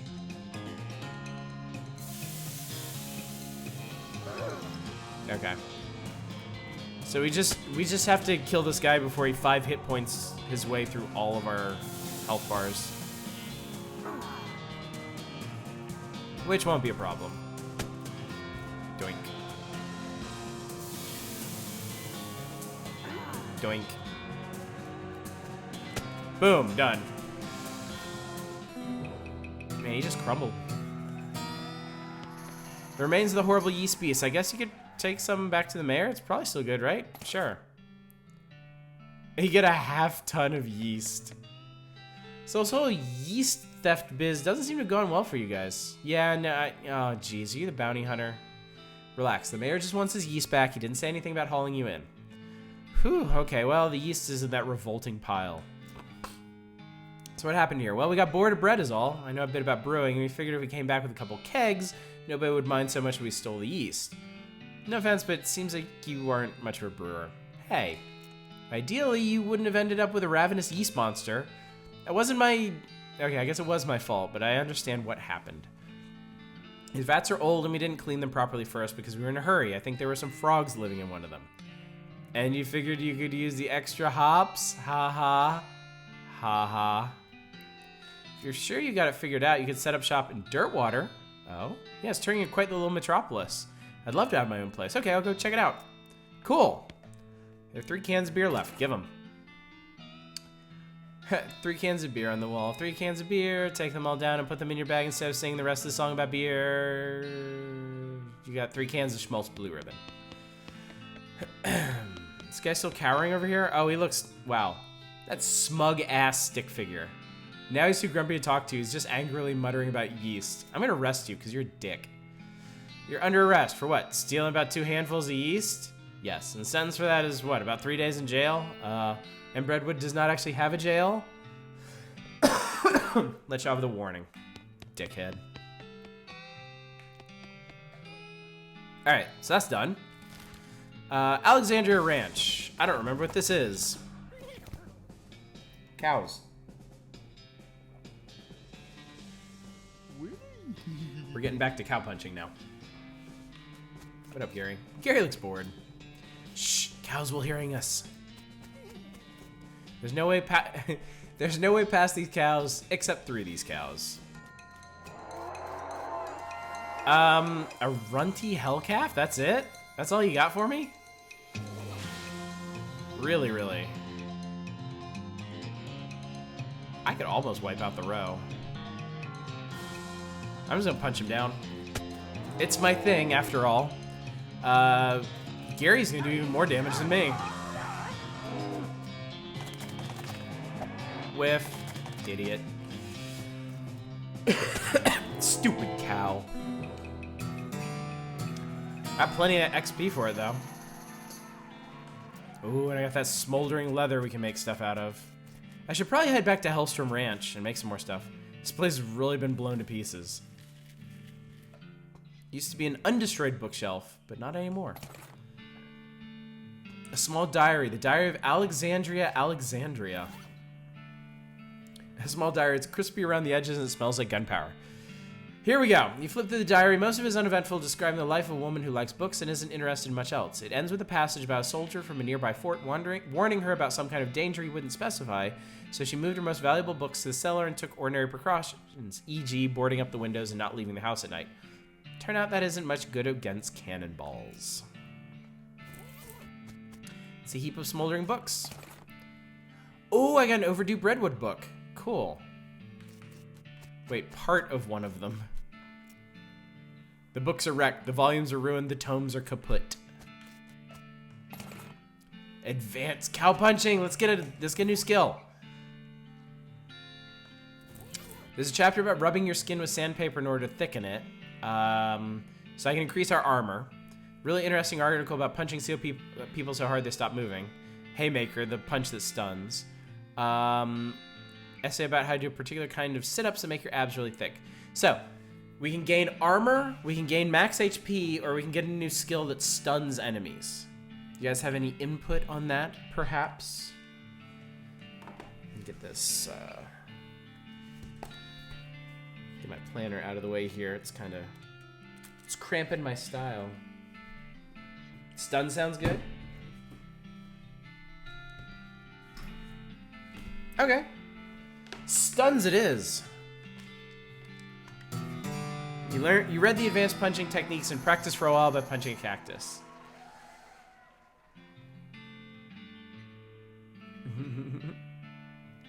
Unfortunately, by the time you're done practicing, you splattered the book with cactus juice, ruining it. Aw.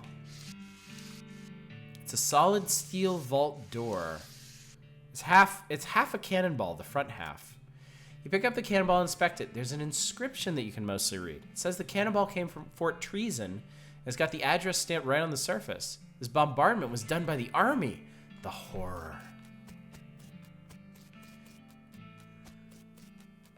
Solid steel vault door, you say? Perhaps if we go to Fort Treason, we can shoot at it and blow the door open? Ooh. Oh, it's another El Vibrato thing. Curious abandoned well. Damned well stopped to investigate it. Why is it all the way down there? Damn it. Okay. Anything else over here? Just more trees past this point. All right, attach a rope. A well-roped well. You really want to see Grave 420. Fine, we'll do it. Fine, we will do it after we port ourselves into here. It's lifeless. Oh, interesting, there's another teleporter. Hobuno something. Bunch of paper cards. I got more punch cards. Single button, press it. You press a button and the machine speaks. A voice says, Anan. 7 buttons appear on top of the platform. You look at the buttons. Terminal emits a harsh buzz. The 7 buttons disappear and the original one appears again. Okay, I have no idea what to do there. Screen says Hobuno Stakuzam. There are no buttons, but there's a very thin slot underneath the screen. I'll put in a small punch card. You insert the card in the slot, the machine's screen springs into frenzy activity. You can't consciously make sense of what you're watching, but when it's over, you know things you didn't know before. You learn the El Vibrato word for head where you would learn the word for system. Whoa, indeed. I learned online and refreshment. What happens if I put in a large one? Oh, you learn 3. Resonator, temperature, personnel. Okay. Corruption, quick gate. Insufficient drone teleporter. Magnitude positronic. Extraterrestrial municipal. Fluid increase. Adjustment weather. Northeast destination. But I still don't know what this machine says. Well, that could be very useful then.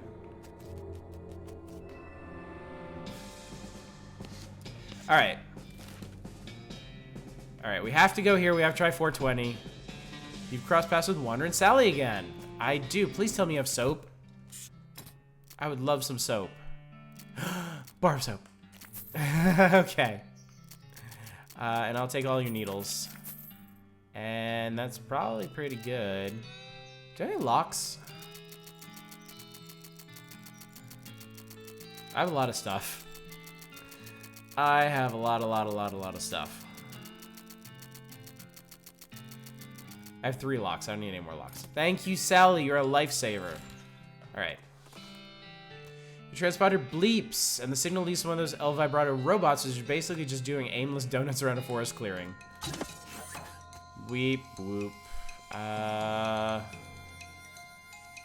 Punch your target for 10 damage and disable them for 1 round. Takes 2 AP. That's cool. But why bother when I can do this? The other thing is to learn numbers. Oh, I got an El Vibrato battery. That's cool. Visit plot. 420. Lol.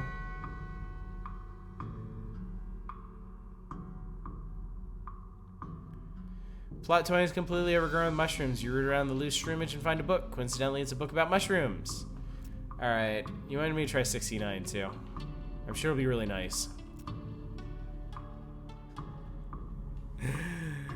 You approach the grave, it reads, First Lieutenant Seth Whitney Jr., 69th Innuendo Division's grave doesn't bear any of the telltale marks of necromantic interference. I'm gonna dig it up anyway.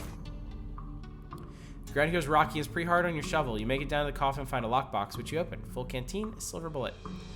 What about Any hell cows in here? I was just thinking that, Absol. Same page, buddy. That's what the thing with the multiple buttons was for, I mean. Push the right button and you learn an elf. Oh. Oh, okay. Next to that tombstone, you find a pedestal with a leather-bound book on top of it. Looks evil. You better grab it before somebody else does. Okay. Well, Jesus Christ. Let's go back there and learn some numbers, too. See a flash of light in the dark copse of trees off the side of the trail. Smell the tang of ozone. 3 electrified cow skulls float out of the woods and surround you. Got to jump on them. Okay.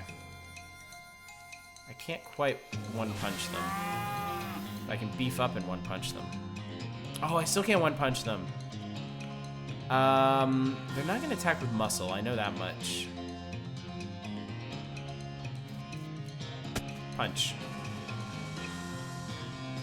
Gary can one-hit him. Oh, I should have had her punch that one, damn it. It's true, I'm not a one-punch man. A one-punch woman. Zappo. Yeah. There we go. One-punch woman. Hiya! Victory! I got a brass bull ring. Nice. Bloop. Bloop. I have a battery, though.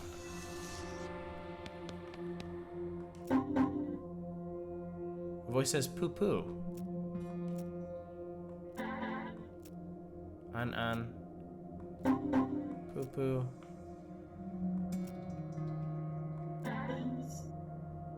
And because it's quizzing me. It's quizzing me on numbers. I've learned the Elvira word for number 0.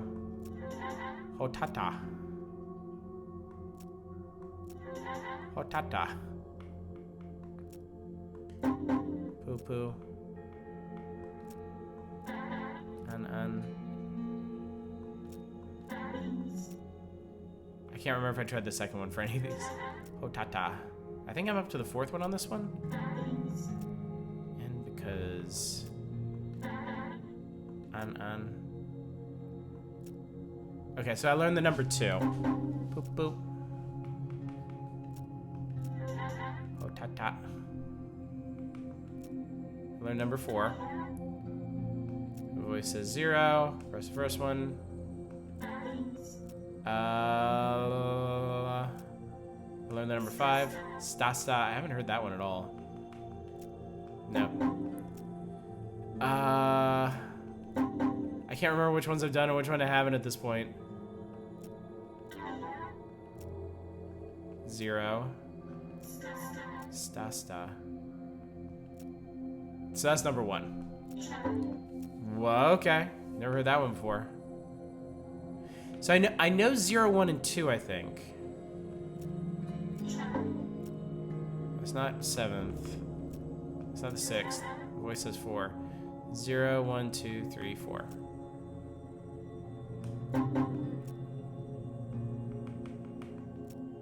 Okay, I learned 6. Well, this is interesting. Chabu. No. Chabu. I learned 3. Voice says 2. Voice says 3. Voice says 6.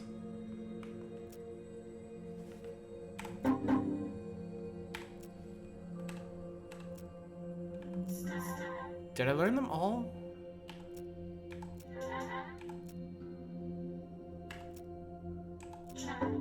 Okay, I must have learned them all at this point. Okay.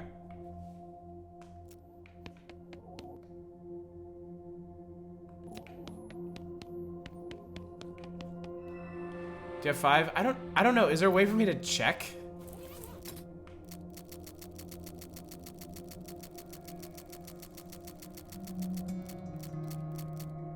It's not. I don't know if I have 5.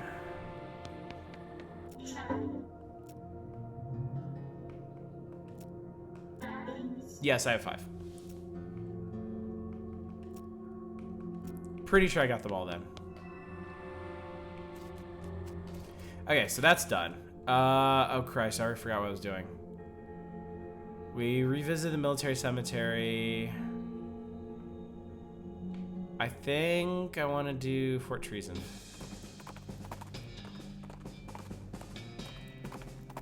I think. Hello, Fortmans. They do not answering. I guess nobody's home. Let's have a look around. Yes, to scavenging for useful and or valuable items. That was pretty coherent. It's a demi-culverin cannon. Look at the can. It's a fine cannon. Demi-culverin in size. Just a moment, please.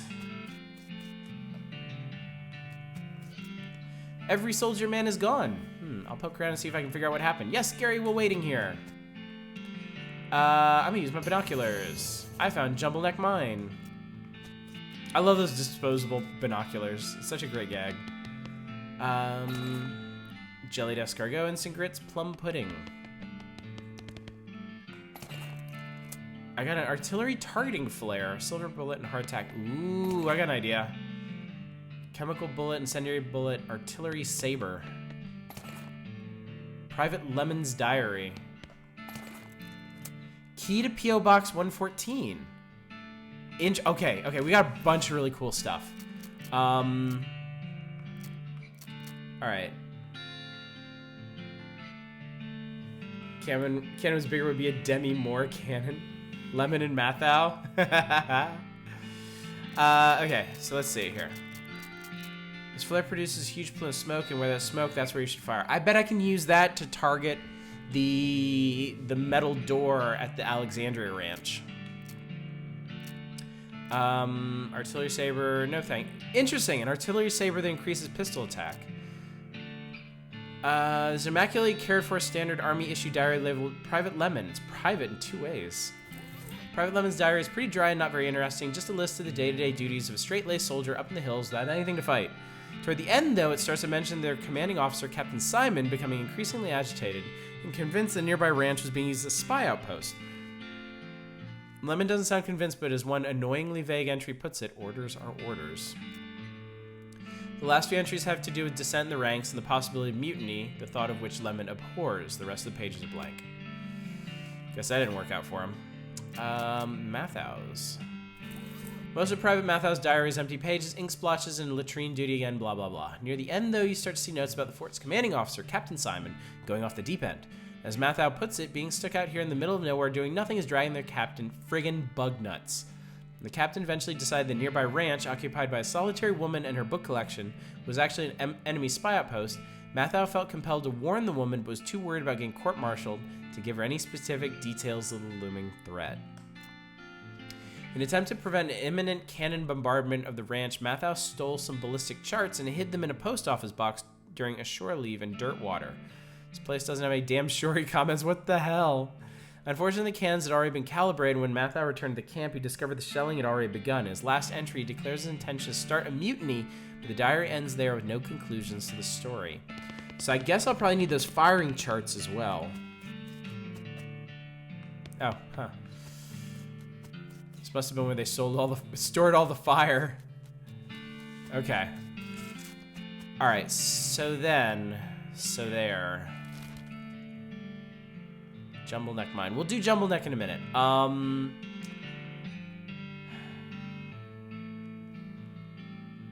right, let's stop off at Breadwood.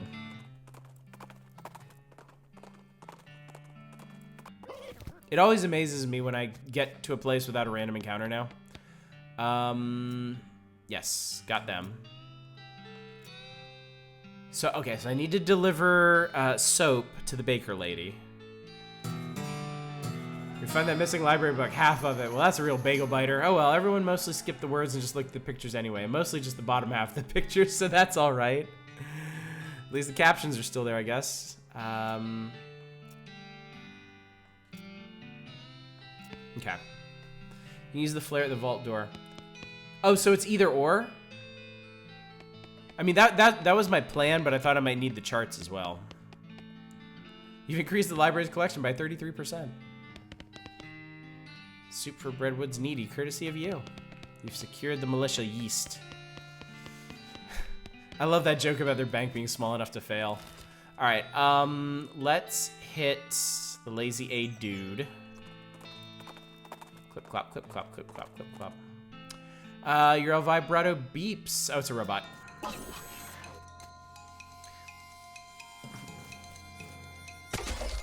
Missed it by one. I really am not a one-punch woman, huh?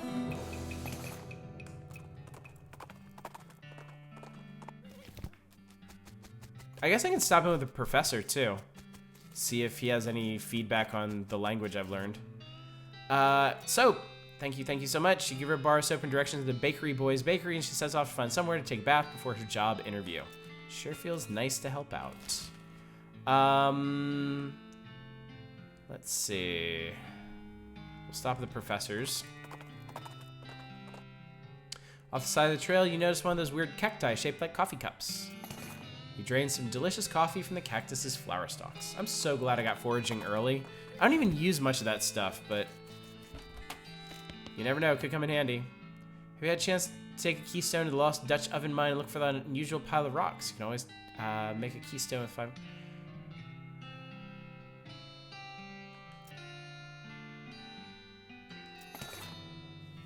Do you know anything about ley lines? I don't hold much with that mystical mumbo jumbo. It's very unscientific, but it does come up in my research from time to time, so I can give you a basic overview.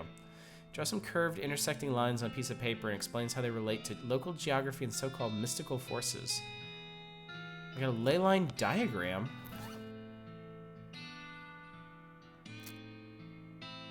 This diagram is surprisingly comprehensible. You stick it in your necromancer journal. Let's see how this is looking. There are layers west of the mountains. Using a ley line diagram, you narrow the location of the necromancer's lair down to a handful of possible locations based on the unseen currents of energy that riddle the land. It must be near that crazy portal we found at Hellstrom Ranch. We found a discipline slip that mentioned dangerous mushrooms. If you only knew more about mycology. Huh. So it has to be near Hellstrom. That's interesting. All right, back to Dirtwater. Did you read the mycology book? Oh, I didn't. It's mine, all mine. Dynamite and sulfur matches. Okay, so yeah, let me read that, which I completely forgot I had. Mycology, yourcology.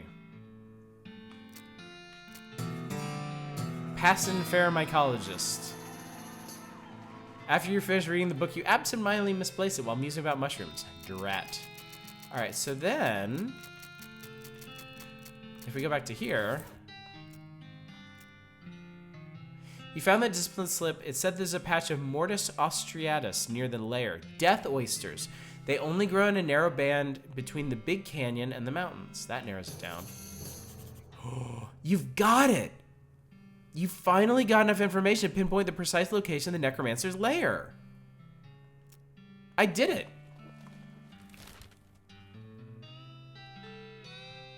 There it is. It's right there. I've been past here like 20 times.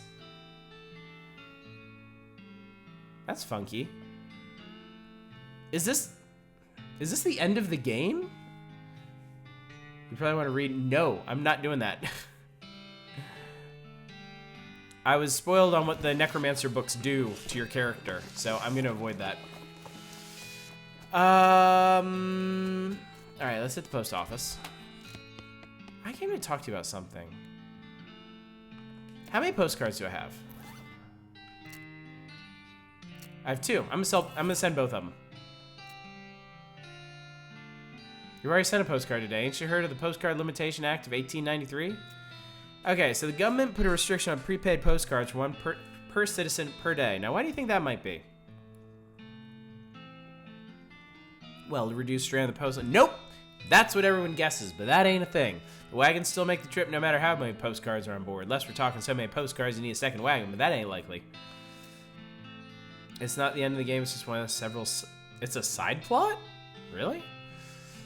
So to restrict the free flow of information, to keep the people from being able to say too much through the mail, so the left end of the territory don't know what the right end is doing and vice versa. That way they can implement a different rule of law in each area, whatever's most effective, keep them particular folks down. But people can still send letters. Letters. Who's got time to write out a whole letter in this day and age? But I ain't even got to the real big part yet. What's the first 2 letters in conspiracy, huh? Oh, jeez. That's right. They're in league with the cows. It's all plot to keep us docile so they can deliver us up to these hell cows they summoned. You think the government deliberately summoned hell cows? There's proof! The plan was referred to in a rider attached to a Senate Farm Aid bill that was passed 11 years ago. And when did the cows come home? That's right, 11 years. There's no way a Senate bill says, let's summon cows from hell on it. No, not in such obvious words. Are you cracked? It's all in code and dog whistles, like. Go look it up for yourself. Okay, even if I wanted to do that, the capital city isn't even in this territory. It's hundreds of miles away. And you think that's a coincidence? A co-incidence? Okay, yeah, it's very interesting by now. Alright. I got Fort Treason Ballistics chart. This is a chart for army guys that explains how to more effectively destroy things from a distance. This chart is full of details. You know what? I bet that can could blow the vault door at Alexandria Ranch open if you could figure out a way to target it. So maybe I needed both of those. Liquid Bread Brewing Company. Oh, hey, it's you. Thanks for telling me about this place. Instead of arresting me, you're shooting me in the head and then arresting me. No problem. I'm not really a bounty hunter anyway, just looking to help people out. Be sure to help me out. I really appreciate the opportunity. And things are going pretty well. Not a single yeast monster yet. Show me your goods. Athletic Amber. Brainy Brawn. Cool Kolsch. You're never quite sure how to pronounce Kolsch, but drinking this special microbrew will make you understand that only dorks care about pronunciation. Suck it.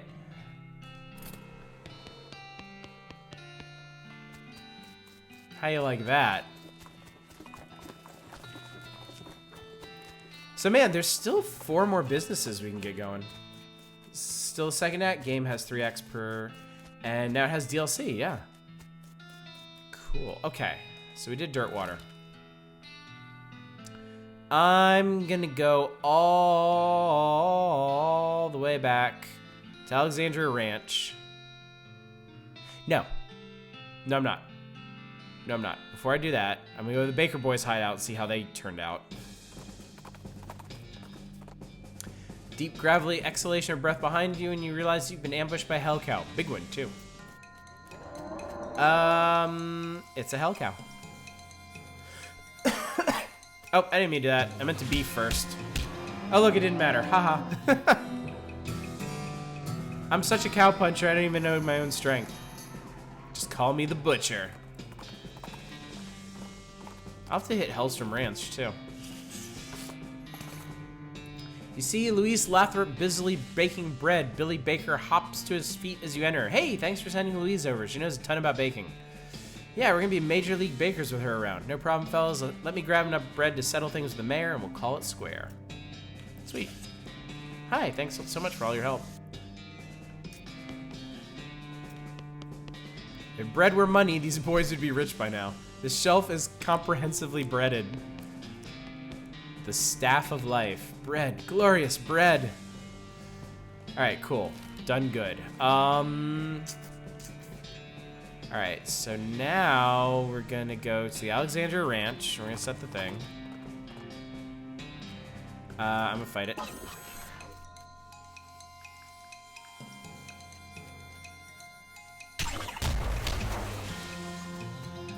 The combat balance in this game is a very curious thing. I got a keystone out of that. That was nice.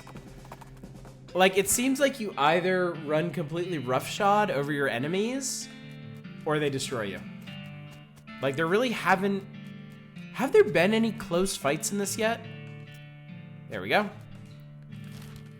Back to Fort Treason. Insert your cannonball. You peer through the rangefinder. You consult the ballistics chart, turn the little knobs and cranks and stuff. You root around your pack, find a match, light it up. Boom! If that didn't open the vault door, then those grapes are probably sour anyway. Hooray! You encounter a goblin chef out harvesting produce, by which I mean knocking lumps off a cactus. It gives you some real side eye when it sees you. Hey, you, a human, to keeping away from these lumps that are mine, or maybe I am to cooking you instead. What? You goblins don't people to eating, do you? Ha, no, gross. I did saying that to scare you away. Did you scared? Jeez, a little, yeah? Nice.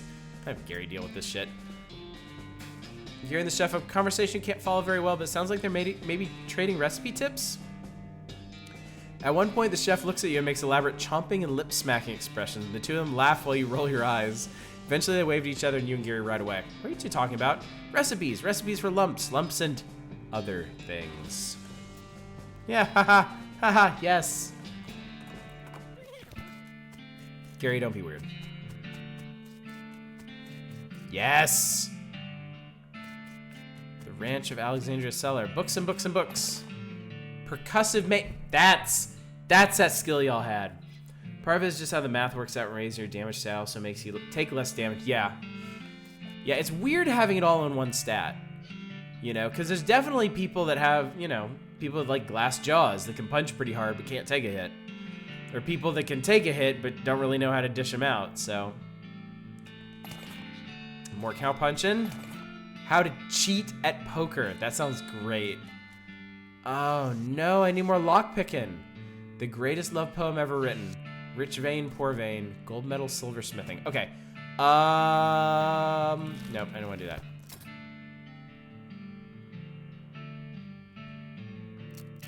How much? All right, we need to do a thing. Automatically spending XP off.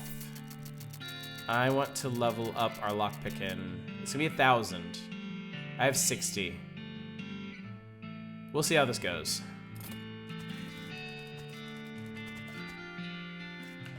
Okay. Books. Books get. Gives you the dirty poker skill. Hell yes. So as to conceal the evidence of your dirty dealings, you eat the book. New skill. Thick skin or brawny. I'm gonna take armor. You pull the conveniently included sheet of sandpaper out of the book and rub your skin with it until it's nice and thick. Then you try to put the sandpaper back in the book and end up ruining the whole thing. Rats. I think the last advanced cow punching is in Breadwood. Percussive maintenance. You quickly memorize the entire book. When you're done reading it, you notice that the book's spine is cracked. You try to fix it by hitting it really hard, but you just end up smashing the book to powder. I love that there's one of those for every single book in the game. It's so cute. Okay. Okay, we got the bread back. I need to hit Fort Memory. So we're gonna hit Breadwood because it's on the way.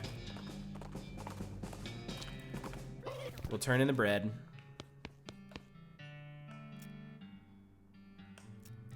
So we need the logging permit. I just need to sleep for that, hopefully.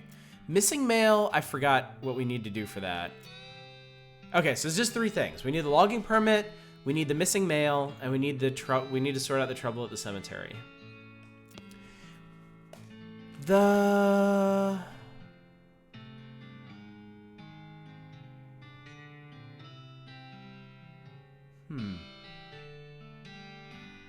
I forget where the... I'm gonna go back to the postal way station real quick, because I don't remember where that one left off. Jesus God, I got a bunch of stuff. Orthopedic boots. That sounds interesting.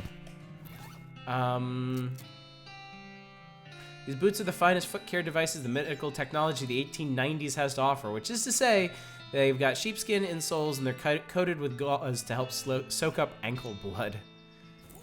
Gross. No trespass.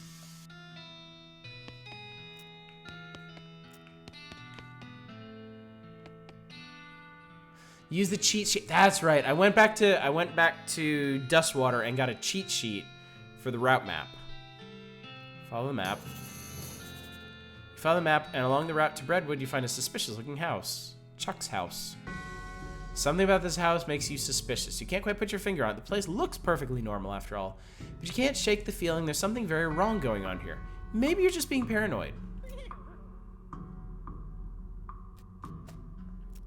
Scary. This is a scaring place. There is something creepy about it. It's very quiet. Many terrors Gary is betting.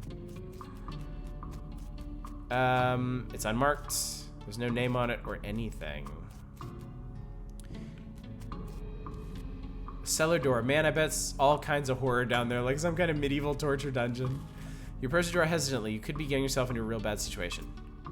You knock on the door. A voice inside calls, "Come in, it's open." It's always open. The door creaks open and you step inside the house. The interior is an absolute nightmare. The walls are covered with rusty chains and hooks, as well as a variety of wicked-looking knives and shears. A man of indeterminate age and slightly hunched posture grins widely as you enter, his eyes gleaming. He's standing near a large puddle of blood on the floor. Hello, my name is Chuck. Welcome to my little blood and breakfast. Your what? Blood and breakfast. Oh, sorry, I have a lisp. A lisp? Yes, it makes lewd sound like lewd. A bed and breakfast. I see. People also tell me I emphasize words oddly, but I don't get that at all. Huh. Cool. Hi, Chuck.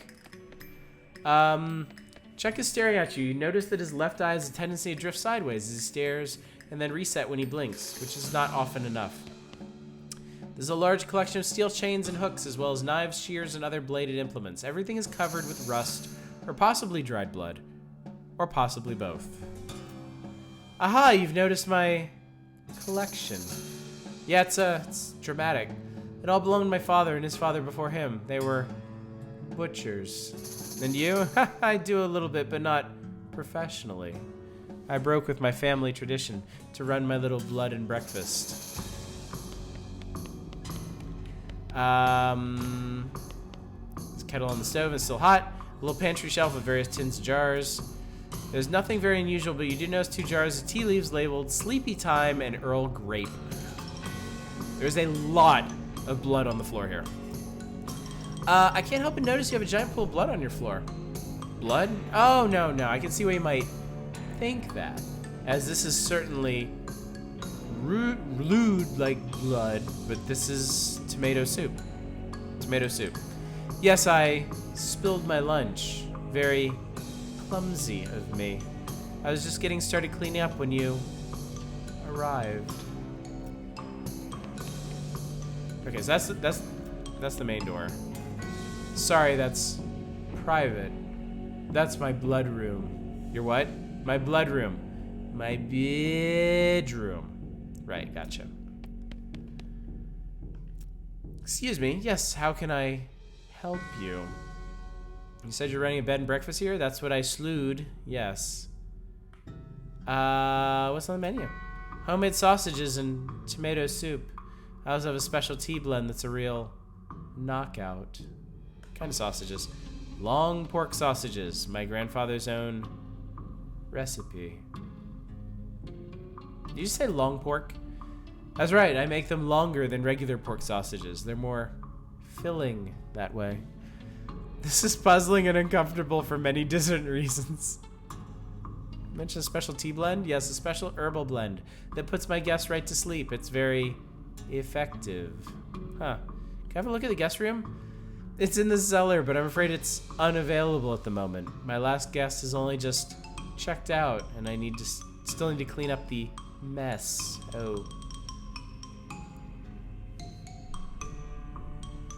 Good. Has a mailman been by recently? Why, yes, my last guest was a mailman. Such a nice fellow. It's a shame he's no longer with us. I hope you mean that he left. I like to think he'll always be here. In spirit. That's super great. It's locked, but it's locked to keep you out or keep something in. Whoa, it's a Plotco lock. Those things are unpickable. Well, that sucks.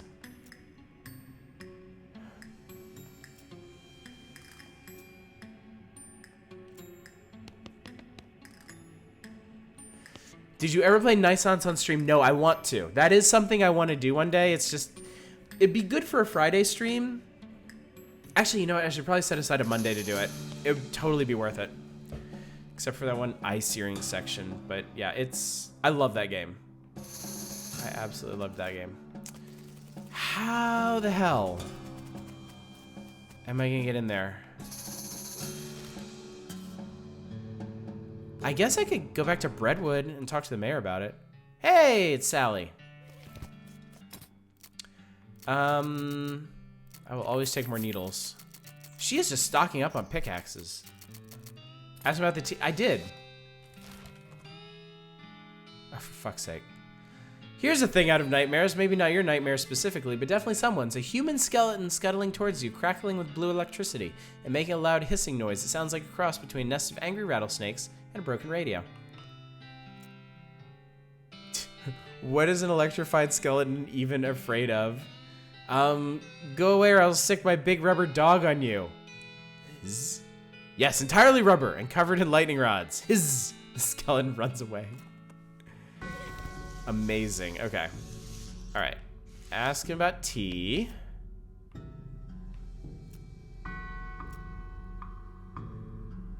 Thanks. Switch the labels. You surreptitiously swap the labels. Chuck doesn't seem to have noticed.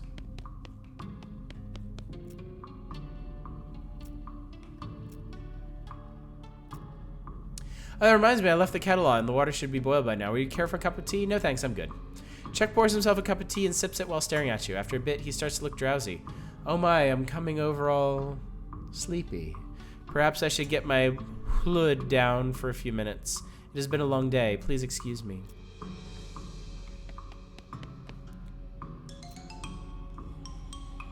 Chuck's creepy bedroom. Chuck's sleeping pretty soundly, but you should be careful not to wake him anyway.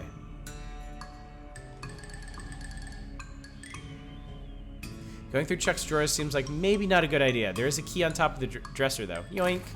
Yeah, an item. Yoink indeed. Alright. Thank you, Voltic Surge, by the way. I really appreciate that. Chuck's B&B. You unlock the door and steel yourself for what you're about to see. Doesn't look nearly as horrific down here as expected. Unless you're particularly horrified by an unmade bed. Hey, it's a missing bag of mail. You sling the sack of mail over your shoulder. Neither rain nor sleet nor super creepy B&B proprietors. Books left by previous guests. Holy cannoli. Quite a few good books on here. We got another cow punchin', locks on how to pick them, and another necromantic manual. We're learning brawny. After you're done, you tear the book in half as a testament to your newfound strength. See, Chuck was trying to let parents play this game. Damn right. Yeah, Chuck was perfectly normal. Do I get another level in lockpicks if I read this? Okay, I guess I can just sell it. Freak out over an unmade bed. As you're climbing out of the cellar, a mailman approaches you. Oh man, thank goodness you found my mail. This mailbag is yours? Yeah, I've been stressed out lately, so I took a day off and rented a room here for a sort of mini vacation. Chuck's a great guy. A little weird, I guess, but real personable. And his cooking is great. Tomato soup and those great big sausages. His tea did wonders for my insomnia, too. Did seem pretty effective. Anyway, I forgot my mailbag and wasn't sure where I left it, so I've been retracing my steps for ages. Thanks for finding it. Sure, no problem. Here you go. Mailman walks away with the bag over his shoulder, whistling a cheerful tune. That's sorted. All right. Stop by Breadwood again. An odd bit of wood on the ground catches your eye, and on closer examination appears to be the corner of an old wooden box, mostly buried in the ground. You wrench the old truck out of the ground with a mighty grunt and knock the rusted padlock off the front with a rock. It's full of experience points! Hooray! Alright, we've about got this done. Found the missing mailman, too. He's on his way to deliver it. Yeah, excellent. I hope there's a new issue of Mayor's Monthly. So it's just the logging permit and the cemetery.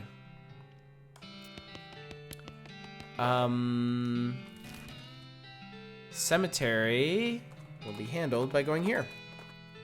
Looks like someone left their campfire burning. That's dangerous. On closer inspection, it turns out to be a nest of fire snakes. That's still pretty dangerous. Let's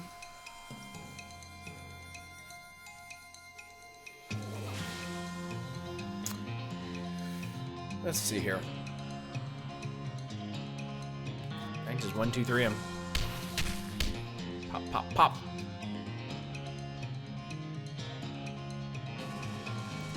Eight times 6 is not gonna do it. Blast some spores. Make him useless. Still pretty useful. Still quite effective.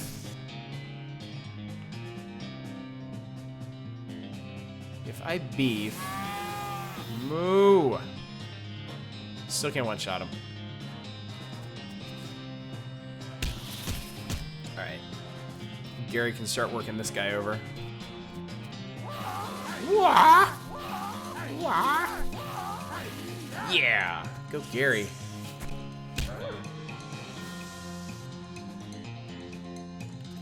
Alright, and we nail punch it. Cool. Dunzo. Fire moccasin skin. Cool. That crap. Hello, soldier voices hearing. They sound weedier than soldiers normally do. Something familiar. Oh, what? Oh, I know. They sound just like my little brother. Let's check it out. Nerds. Yep, I was right. A fort full of nerds. They have a table of many tinier people. How is this? Those aren't... It's a game. Those aren't real tiny people. Haha, Gary is only kidding. We have these games too, except growing the little people from special mushrooms, so to pop in correctly when losing. Huh, that's pretty interesting. Don't tell these guys about it, though, or they'll want to ask questions. We'll be here all day. The shelf is laden with candy. Help yourself. Cat's eye, peppermint drops. Cool. A massive pile of candy wrappers and empty snack bags. Not many people walk around in a cow hat in this day and age, not to imply they were ever in fashion or anything. Hi, I'm Bertha. Hey, I'm Of course it's Melvin. Of course it's Melvin. What's with the hat? We're doing historical reenactments. You're playing a tabletop war game. Well, okay, sure, but a historical one. Anyway, we only switched to this after we quit doing real reenactments. Why'd you quit? It was too much exercise. Also, somebody kept refusing to lie down when he got killed. You missed. What's this game you're playing? Oh, you probably aren't familiar with the type of board game. It's a very specialized form of entertainment. What I mean is you seem to be using Flintlock 4000 rules, but my brother's set didn't have the cows. Oh, well, yeah, haha, we had to mod them in ourselves. Cool, huh? Can I play? Well, the rules are pretty complex. I don't think the others will want to stop to play a teaching game. I already know it. My brother used to bug me to play them all the time so he could test the strategies. Then great, yeah, we're sure to play on Cow's side. Step up to the table and grab some dice.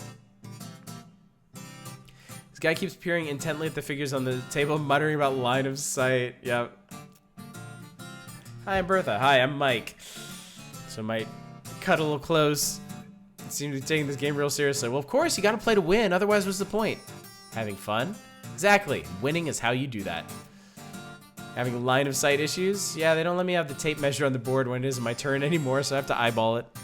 It looks like you get a hit on that front guy. He'd have partial cover, though. I think you mean soft cover. Oh, you're playing 4th edition. Well, yeah, 3rd edition was a total kludge.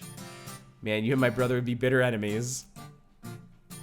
Are you a cemetery caretaker? No, that's Jeff. I'm a paralegal. There's a lot of those in this hobby, I've noticed. Yeah, because here, if you lose the argument, nobody goes to jail. All right. I can play their little game. This guy's eating chips like they're going out of style. Wait, he's a nerd. Nerds don't care about what's in style. Oh, it's Jeff. Are you the cemetery caretaker? Yeah, it's me. Did one of the other guys tell you? I try to keep it a hush because people assume you're a weirdo if you work at a graveyard. I'm actually here to tell you to get back to work because skeletons are wandering out of the place and causing trouble for the neighbors. Ah, nuts. All right, well, look, I'm on a real winning streak here. I'll go back once it's over, okay? That's why. This guy's excitedly and repeatedly describing his favorite kinetoscope reel. Hi, I'm Bertha. Hi, howdy, I'm Ernie. What's this? Here we go, guys. Oh man, you haven't seen the Dixon experimental sound film yet. It's amazing. What's it about? Well, there's just two guys dancing while a third guy plays a violin into a huge cone. You can actually hear the violin. It's so great. And then a fourth guy walks in. What does he do? Nothing. That's when it ends. Sounds pretty avant-garde. Cornudo, what's up, buddy? We have stumbled into a thick nest of nerds here. How's the game going? Pretty good. We're on a real winning streak. If we'd been in charge of the army when the real war happened, things might have gone a lot differently. Probably the real war was a lot more imbalanced in terms of unit allotments. Good point. Gonna have to beat him at a children's miniature game to get him to do his job. This guy doesn't seem interested in the game. He's just noodling around his guitar. Hey, what's up? Not in the game? Nah, I mean, I like games. That's why I hang out with these guys, but I'm bored of these strategy war games. I want something different. Like what? Well, I like playing the guitar, so I was thinking of some kind of guitar game where you pretend you're in a band and you have to hit the right chords. That sounds hard if you don't already know how to play guitar. Yeah, I thought of making like a real simplified version of guitar, but then it wouldn't be much fun for me. I have an idea. Instead of pretending to play in a band, why don't you join an actual band and play guitar for real? I know places looking for talent. Huh. Put my guitar skills to actual use? That's not a bad idea. Okay, cool. It's the Jewel Saloon in Dirtwater. Tell them I sent ya. Thanks a bunch. I'll head out right now. It was confusing, wasn't it? I apologize for not clarifying. Mom made Rufus stop drinking that brand of soda after he didn't sleep for 4 days and started yammering about putting our cat in a box to see if it was alive or not. Hi, I'm Bertha. Hi, I'm Buddy. So you like this game? It's pretty good. I prefer the science fiction version, though. What's that like? It's real interesting. It has vehicles that move without horses and guns that fire more than once before reloading. Wow, that sounds really imba. How'd you get into this? I was in the actual war. Made it out with only a few scars and a limp, fortunately, on account of I spent the whole thing hiding in a cave. When I heard about reenactments, I signed out to find out what I missed. This is probably not a whole lot like what you missed. Yeah, better snacks for one. Before I play the dumb little game, I'm gonna check out the barracks. Shelf is stuffed full of rulebooks for the weird game those nerds are playing. Oh, can I get our mysticality up? It's only 15. Nuts. This is 6. I might be able to do this. That's 5. Alright. Cultist Mask. It's 21. That's 1 mysticality. Offhand things. Moxie. I don't need Moxie right now. There's mysticality. Pants. Do I have mystical pants? I don't have mystical pants. What are we at? We're at 23. Wait, so actually...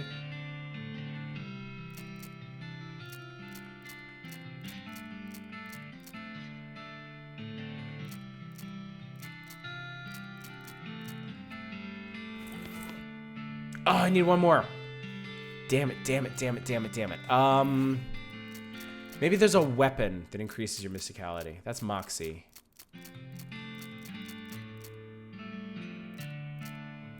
Moxie. Mysticality. Oh, Christ almighty. I should just equip this. There we go. You pore over the rules until you understand them perfectly enough to realize they're for an entirely different game these guys are actually playing. Oh, well, at least you learned something useful. As you're about to walk away from the shelf, you notice a book that definitely doesn't belong here. Horrifying Concepts of Nex-Mex. Stench resistance. This pile of trash smells very, very bad. You power through the stench and find new non-garbage items in the pile. Guys, this is Spittoon. Alright. Alright, here we go. Y'all get ready. Take some water here.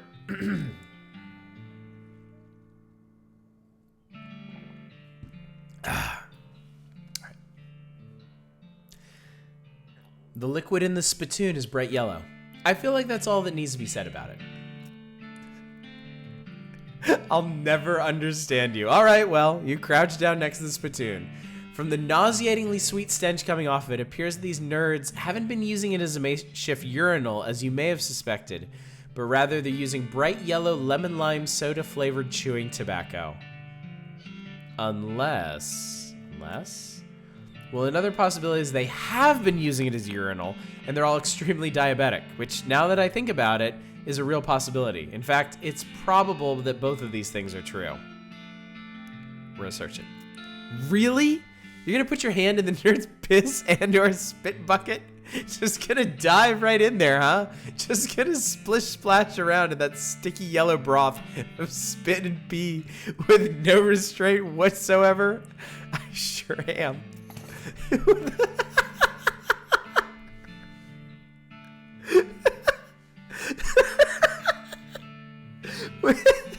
With a fanfare of sad trombones and a choir of angels retching, a sword rises out of the spittoon, held aloft by a wet, bedraggled, and miserable-looking woman's arm. Since you're already kneeling, the arm wastes no time before tapping on both shoulders with the sword, splashing your clothes with yellow slime, and officially declaring you, Bertha McBastard, Queen of Filth. Congratulations. The sword clatters on the floor as the hand drops it with a shudder and withdraws into the spittoon. You got Belchscalibur. Long live the queen.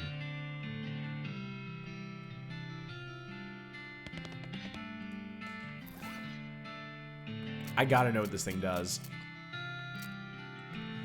Deals stench damage instead of physical, +6 muscle. That is incredible. We're using it. All right, let's go back to...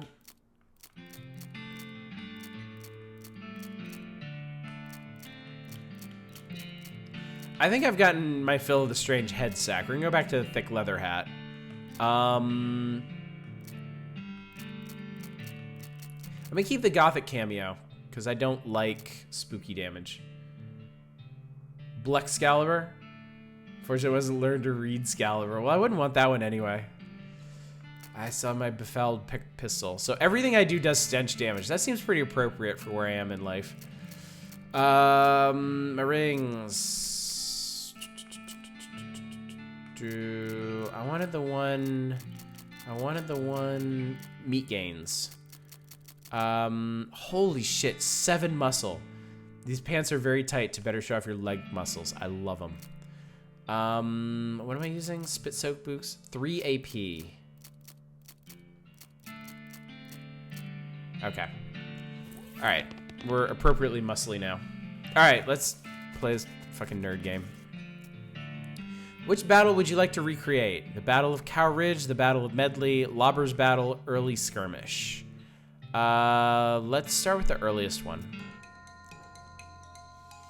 Oh my god! Oh my god, it's an actual battle simulation. That's cool! Okay. What the hell are we? We're some kind of evil being? Hellbolt, you will deal 3 damage to this revolting human. This revolting human will be utterly destroyed. Heal a target for 5 HP. Okay, what do we got? Army grunts will dumbly attack whatever is directly in front of them. Hellbolting your own units will not help the cause. That's cute. Wall of beef does not attack. The Bovermind, the master of cows. And then we have cultists. And then we have Army Demon Hunter. Will attack the enemy with the highest mysticality.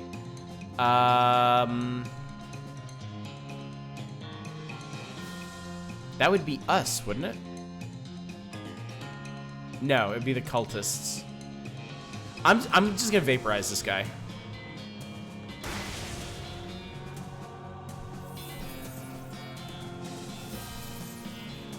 It looks like we only have control over the Bovermind. That's problematic.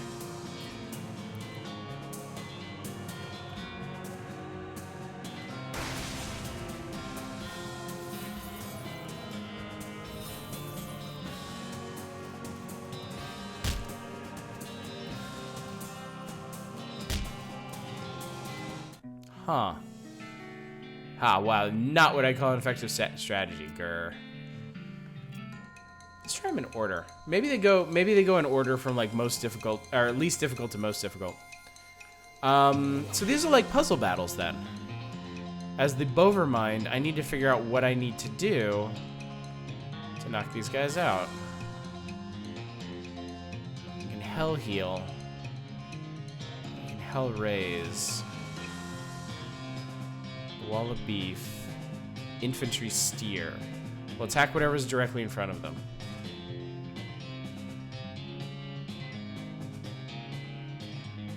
Let's see if I can hellbolt this guy and kill him on the next turn. Got a wounded soldier. Okay. So yes, I can hellbolt this guy. Doink. That guy at the top needs to go. But also I need to heal our Hellcow friend. So I'll heal the infantry steer. And then vaporize this guy.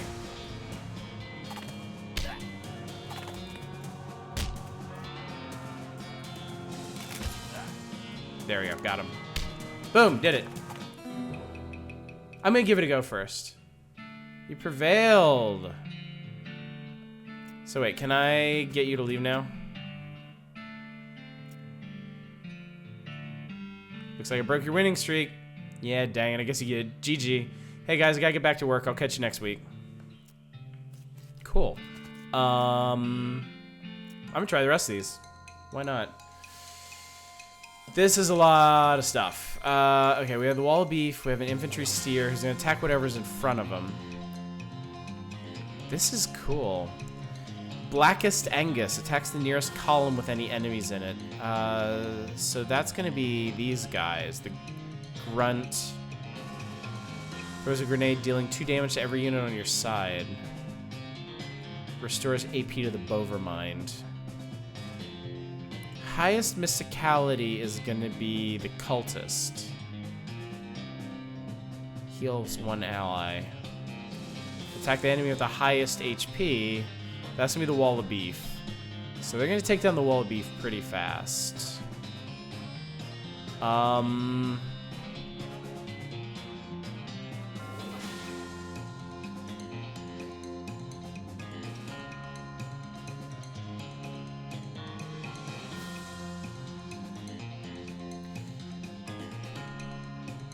I'm gonna vaporize a couple of these guys. I'm gonna start with the army sniper.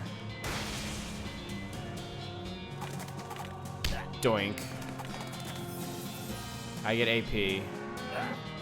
They take a ton of damage. So he healed everybody back. And that killed my cultist. Okay. Let's see. I can vaporize somebody else.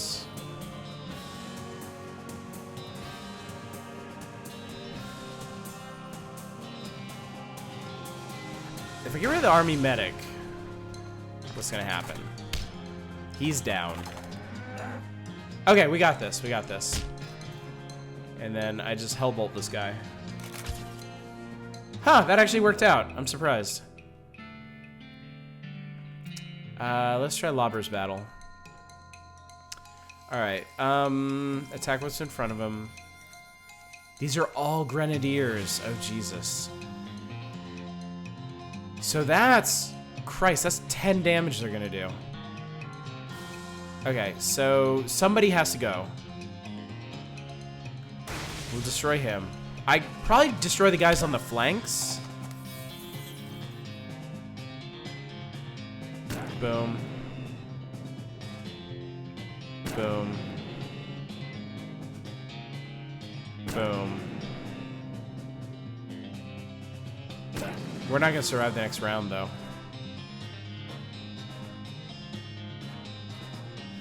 I think maybe I know what I was supposed to do.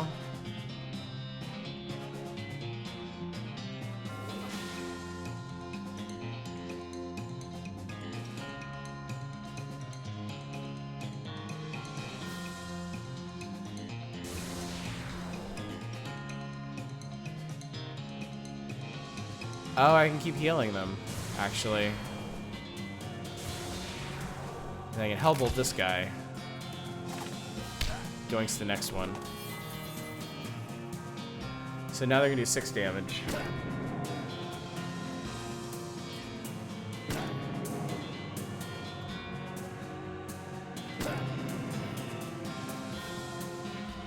I have enough AP to heal myself. Keep me in the fight. Hellbolt this guy.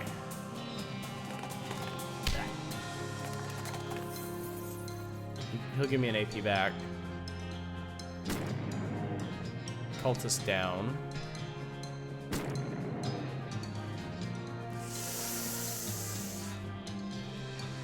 He'll take that guy out, and then I don't need him anymore. So I can use that 1 point to heal myself. It's gonna take a while to get through this guy, though. Like, something like 4 turns. I might not be able to do this.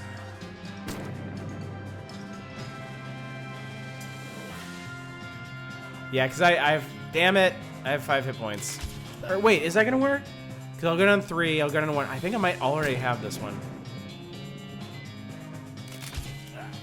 Yeah, I got it. I got it. Boom, got it. And, okay, so let's see if we can get this one now. Okay. So this dude is gonna shoot our cultists, which aren't really that big of a deal.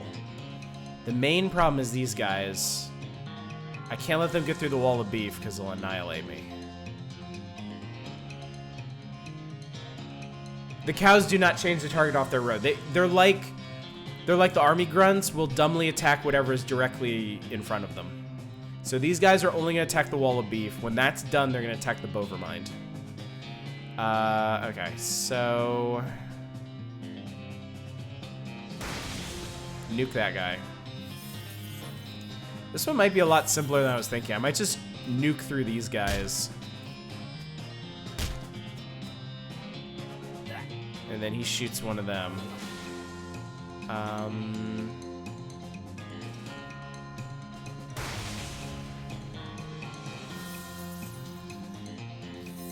On the other hand, though, that guy does a lot of damage.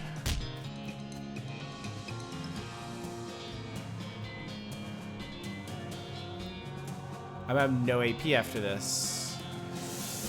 This might work. This might work.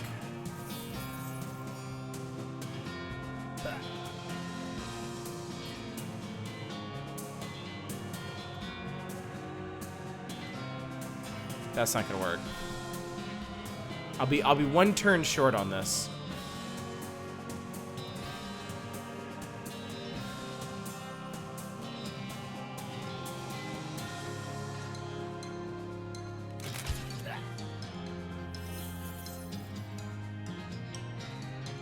Does the buff end your turn? No, it doesn't. It doesn't.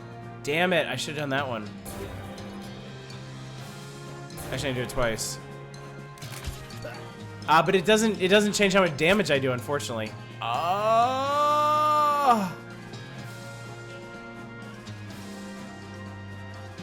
Oh, so close.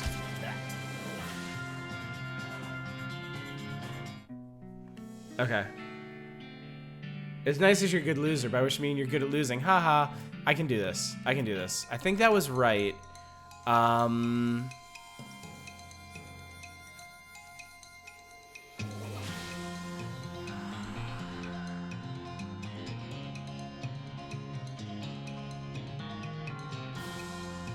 Because heal only does 5 points, and he'll do, this dude does 9, I think. Buff the wall? That's a good idea. That's a good idea. Here, destroy the earth, not improve it. Question is by how much?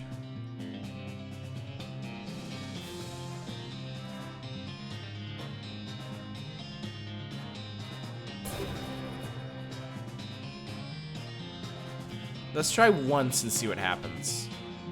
And then I can blow the Demon Hunter up. So I can blow him up next turn.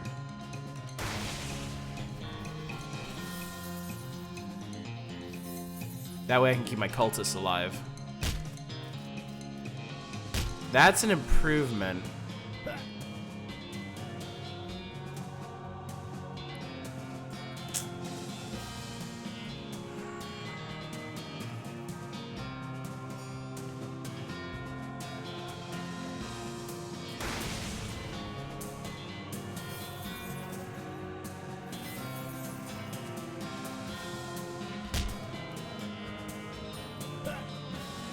Interesting. He evenly distributed those.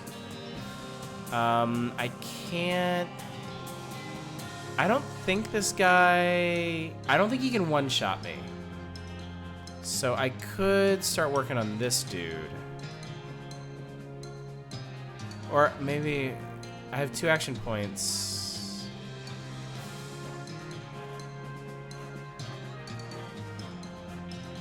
Save for heals. Let's see how this goes.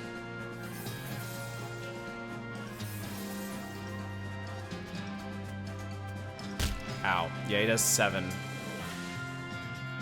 1 cultist down. I can Hell Missile this guy.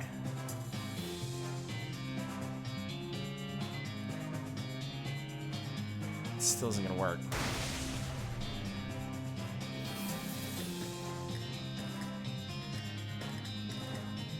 I'm 1 AP short for this. So I could heal and boost my stats. I don't know if that's actually gonna get me through this, but...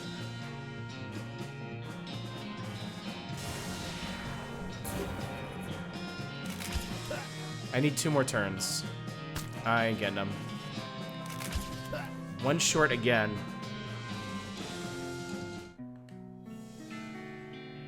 If I hadn't buffed the wall, that might have worked.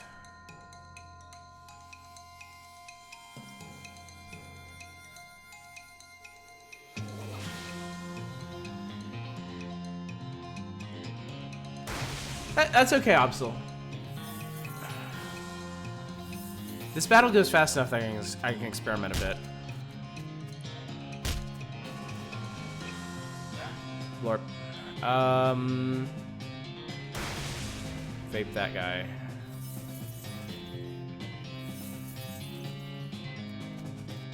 Doink. Okay.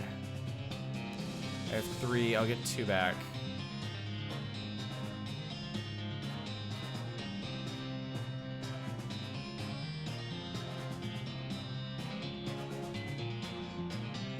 Wait, this should work. Do I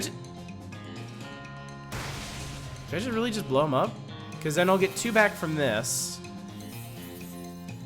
He shoots 1. And then I just kill time until the next turn. Well, that was I was overthinking that one horribly.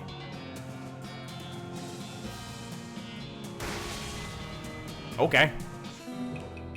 Did it. You prevailed in the early skirmish of 1884. Awesome. Wow, you're really good at this game. Getting good was the only way to keep my little brother from lording it over me all the time. I feel like we should give you some kind of prize. I got some leftover guns from when I was gluing the figurines together. Want them? Sure. A bunch of really small guns. Strategy only works if the army demon hunter targets different cultists. That's true. I don't think he did on the first go-round, but he did on the second and third, which is kind of interesting. A handful of tiny pewter guns which presumably serve some purpose in the games they play at Fort Memory, but which also use to outfit a small army of elves.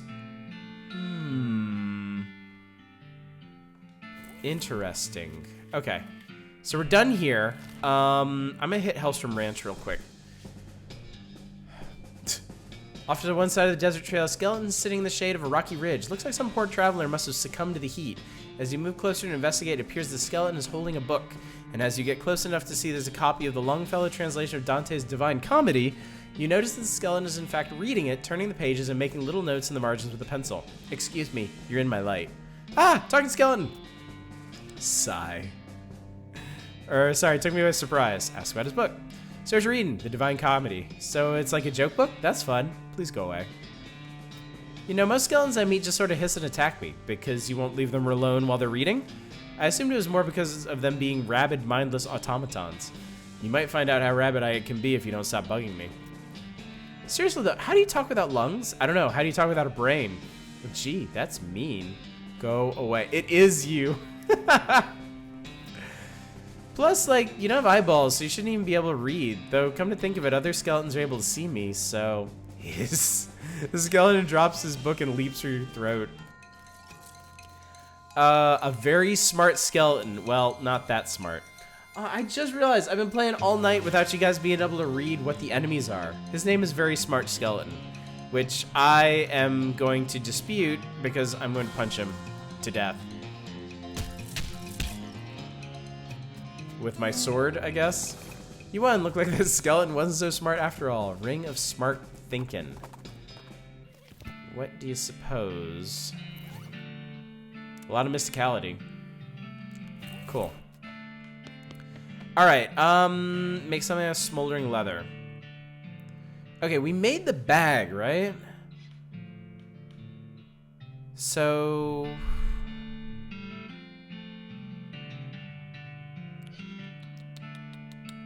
let's see.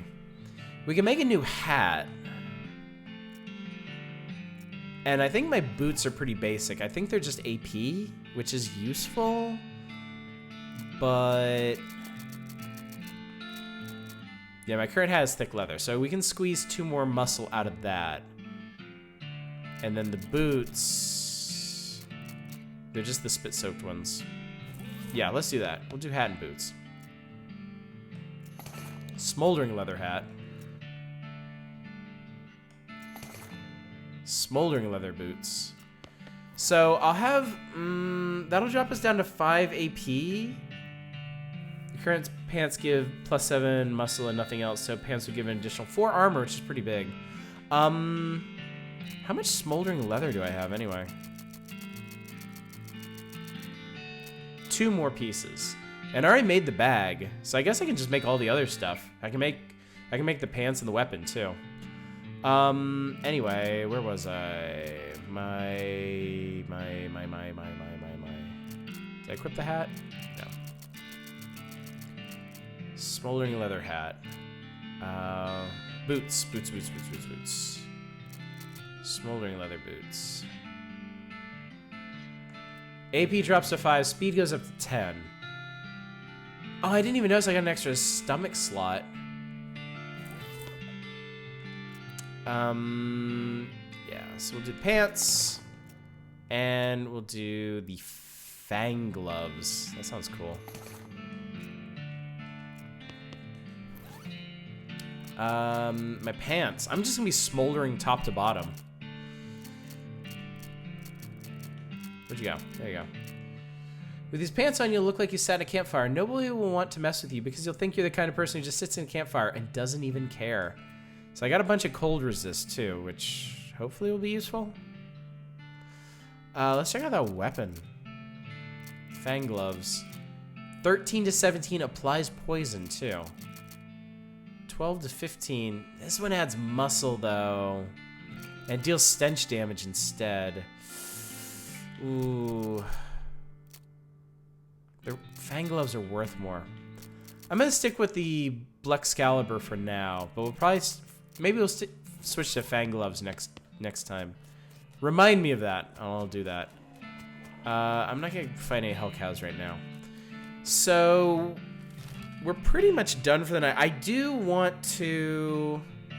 All right. I'm gonna hit the military cemetery real quick to see if this. I kind of want to finish what's in Breadwood tonight, which means I need to hit the military cemetery, make sure that's done, and then we'll go back to Breadwood. We'll sleep for 2 nights. We'll go back to Ghostwood, and we should be all set. You don't have anything that compels me.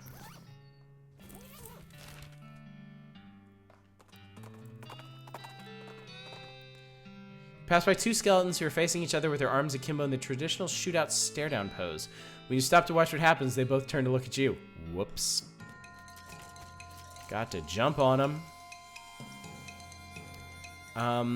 So Stomp does 14 damage now. It does hot damage, too. That's pretty sweet. Skull Rifleman is destroyed. The thing now, though, I'll only be able to do that once per battle.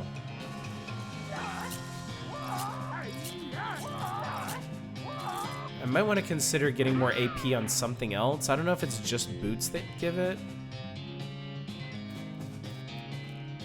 Chop.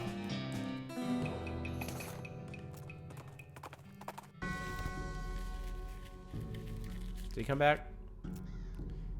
Caretaker is sleeping off all that wargaming adrenaline. It's best not to bother him. Okay, so I didn't actually need to come back here. He's here, and that's what matters. Back to Breadwood. See a flash of light. Oh, it's the electrified skulls again. Kill. Maim. I guess I've kind of out-leveled this area at this point. Zappo. Oh, missed it by 1. That keeps happening. No matter how beefy I am. Meow. Alright. Let you know what's going on. Alright, that's sorted out. Got that lumber. Oh, geez, he just helps you out anyway. Okay, well, I'm gonna fucking help him with his problems anyway. Because we've come this far. I think it's the bunkhouse. Where I can sleep, rest. It'd be a drafty place to sleep.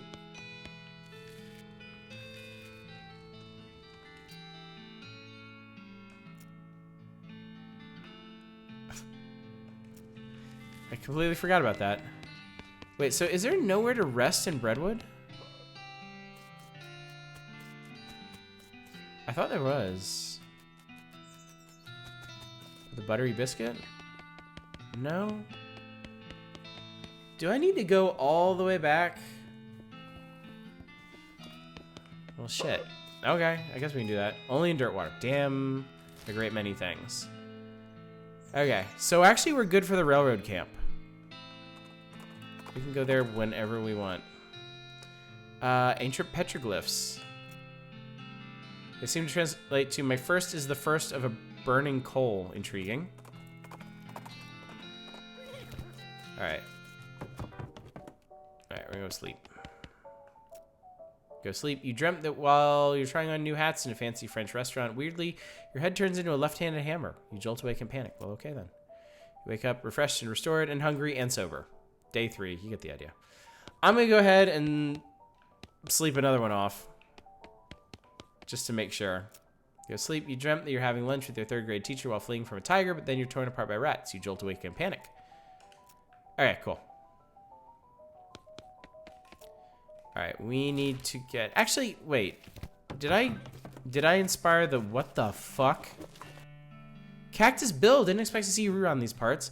I gotta admit, I got a little envious when I saw you leave Boring Springs. I figured I'd hitch a ride out west to see what I could see, and just look at this place. So much hustle, so much bustle. Sure is a lot of both of those. Hey, nice pot. Thank you kindly. So what's new? Well, to be honest, what's new is a profound sense of longing and loneliness. Sorry to hear that, Bill. Well, it is what it is. I was hoping to run across a similarly lonely cactus lady somewhere out here. Or failing that, a normal human lady looking to marry a cactus. No luck? Not yet. Of course, getting around is a bit of a challenge, but us cactuses live a long time. I'm sure I'll meet somebody someday. I'll keep an eye out. Heck, I sure would appreciate it. That was unexpected.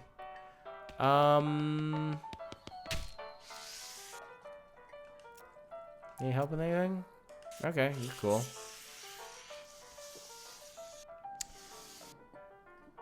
Poor old Ellsbury. Show him the helmet. His eyes light up. Well, one of them does. The other is kind of stuck in a perpetual squint. Does this belong to you? He takes the helmet from you. It takes him for a moment to find his voice. It does. Long time ago. I don't suppose there's anything else. Where you found that? I mean this? Yeah, it's the stuff. Could I? Give it to him. He cracks the bottle open, drinks deeply. After a few moments, his demeanor changes entirely. Looks like a man 20 years younger. Marry the cactus cacti. Great. Yes, tell me a story. Ellsbury tells you a tale about a long-forgotten moon where miniature wizards waged holy war against miniature skeletons. Something about this story, you really lost yourself in it. Thank you, Ellsbury. You know, if you ever want to express your gratitude in a more tangible way, you know the trick. Well, that's interesting. That guy end up in the kitchen? No. Okay. Hey, look at these guys.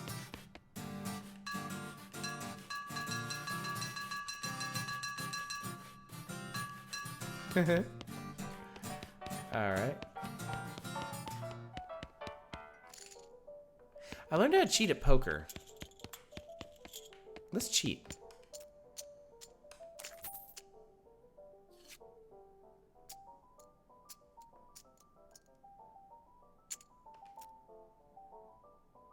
You get caught cheating or forced to eat part of your hat.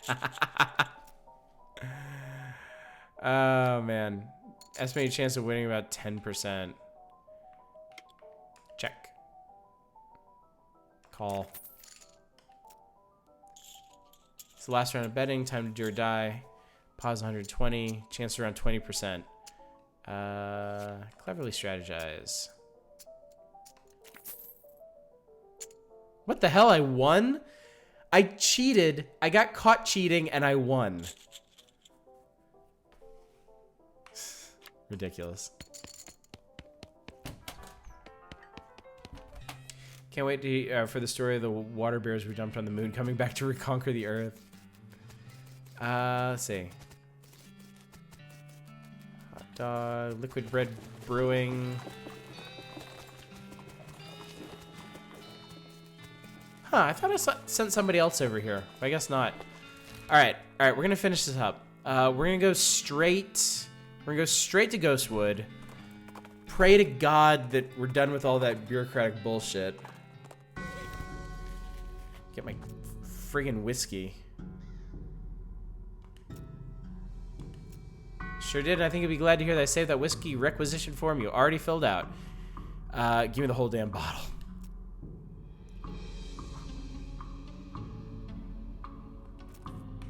All right. 300 meat for a shot? Fuck it, we're doing it. A shot of... Oh. It's ghost whiskey. I might come back with 1,000 meat to get the good one. Oh my God, I got it. I don't have to sign anything to collect it? Nope, are you sure? That's it. Holy crap. Breadwood, go. Where something insane happens. Yes, finally. That's definitely going to improve the situation. I got an achievement. Our daily bread. Let's hope to never see another form again. The mayor looks pretty relaxed now. The camp only has one problem. Bad lumber deal. We're giving lumber to the railroad company for like no meat at all, and that's bad. There's a note at the bottom. Yeah. Cute. All right, guys. We did it. We finished Breadwood. I mean, the main quests in Breadwood. So next time we will drink the ghost whiskey. I gotta give you guys something to look forward to. Next time we'll drink the ghost whiskey. I say we do the Necromancer's Tower. I say we check this shit out. We haven't been to the Jumble Neck Mine yet.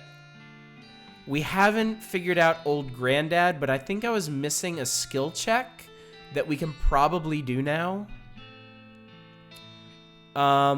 We didn't finish the Lost Dutch Oven Mine. I forget why, but that's the next point on the professor's list. So I think that's the main stuff we have left to do. And then when we're ready, which we will be next time, we'll go to the railroad camp and we'll open up the last section of the map. So yeah, we're doing good, I think. I think that is good progress for tonight. So yeah, gang. That's gonna do it. Thank you all so much for coming out tonight and joining me for yet more West of Loathing. I don't know how much more is left in this game. I'm gonna guess maybe 2 nights. If the stuff left in this area doesn't take too long, we should be able to make pretty good headway into the 3rd area. And then I would assume finish it the week after that. So that means 2 more weeks of West of Loathing. So let's see.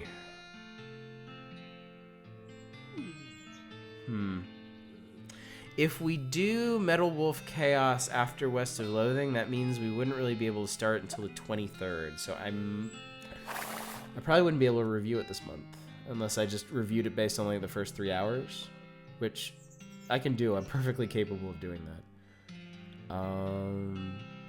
We'll think about it. I'll have to think about that. So schedule. Wednesday, we are doing the Little Nightmares DLC. There's 3 pieces of DLC. They seem to be an hour each, so we should be able to do the whole thing. If you've been waiting on playing the Little Nightmares DLC for yourself, I strongly suggest you do it in the next 48 hours. Friday, Indie Variety Night, we're going to start with Rad, which was one of our the other September Reader's Choice selection beside Metal Wolf Chaos. So we'll check that out. I'll go ahead and get started on that. Not sure what else we'll do that night, but we'll talk about it. And then Saturday, since poor old Mr. PS2 here is dead. We're going to start Final Fantasy Legend 2. So, if you want to help figure out what our party is going to be and what we're going to name them, by all means, for the love of God, be there at 10 p.m. Pacific on Saturday. That's the gun one. Yes, that is the one with robots and guns. Take the PS2. Now we're gonna hold a little ceremony for it on Saturday. We're gonna give it a proper send off. Yeah, I'm looking into the whole PS3 situation, but the Reader's Choice stuff this month is a little pricey, so to clear out. And there's also some other games I want to go ahead and get for upcoming streams that are not Reader's Choice selections. So yeah, but PS3 is going to happen as soon as it can happen, and then we'll be back doing PlayStation streams, and we will finally do Vagrant Story, which I've been talking about literally since we started doing retro streams. So next to animate your PS2. That sounds like I should just shove chili con carne in it until it like spontaneously turns itself back on. So anyway, we're done for tonight. Thank you all so much for coming out. Hopefully I will see you all on Wednesday. And as always, y'all take care. Good night, everybody.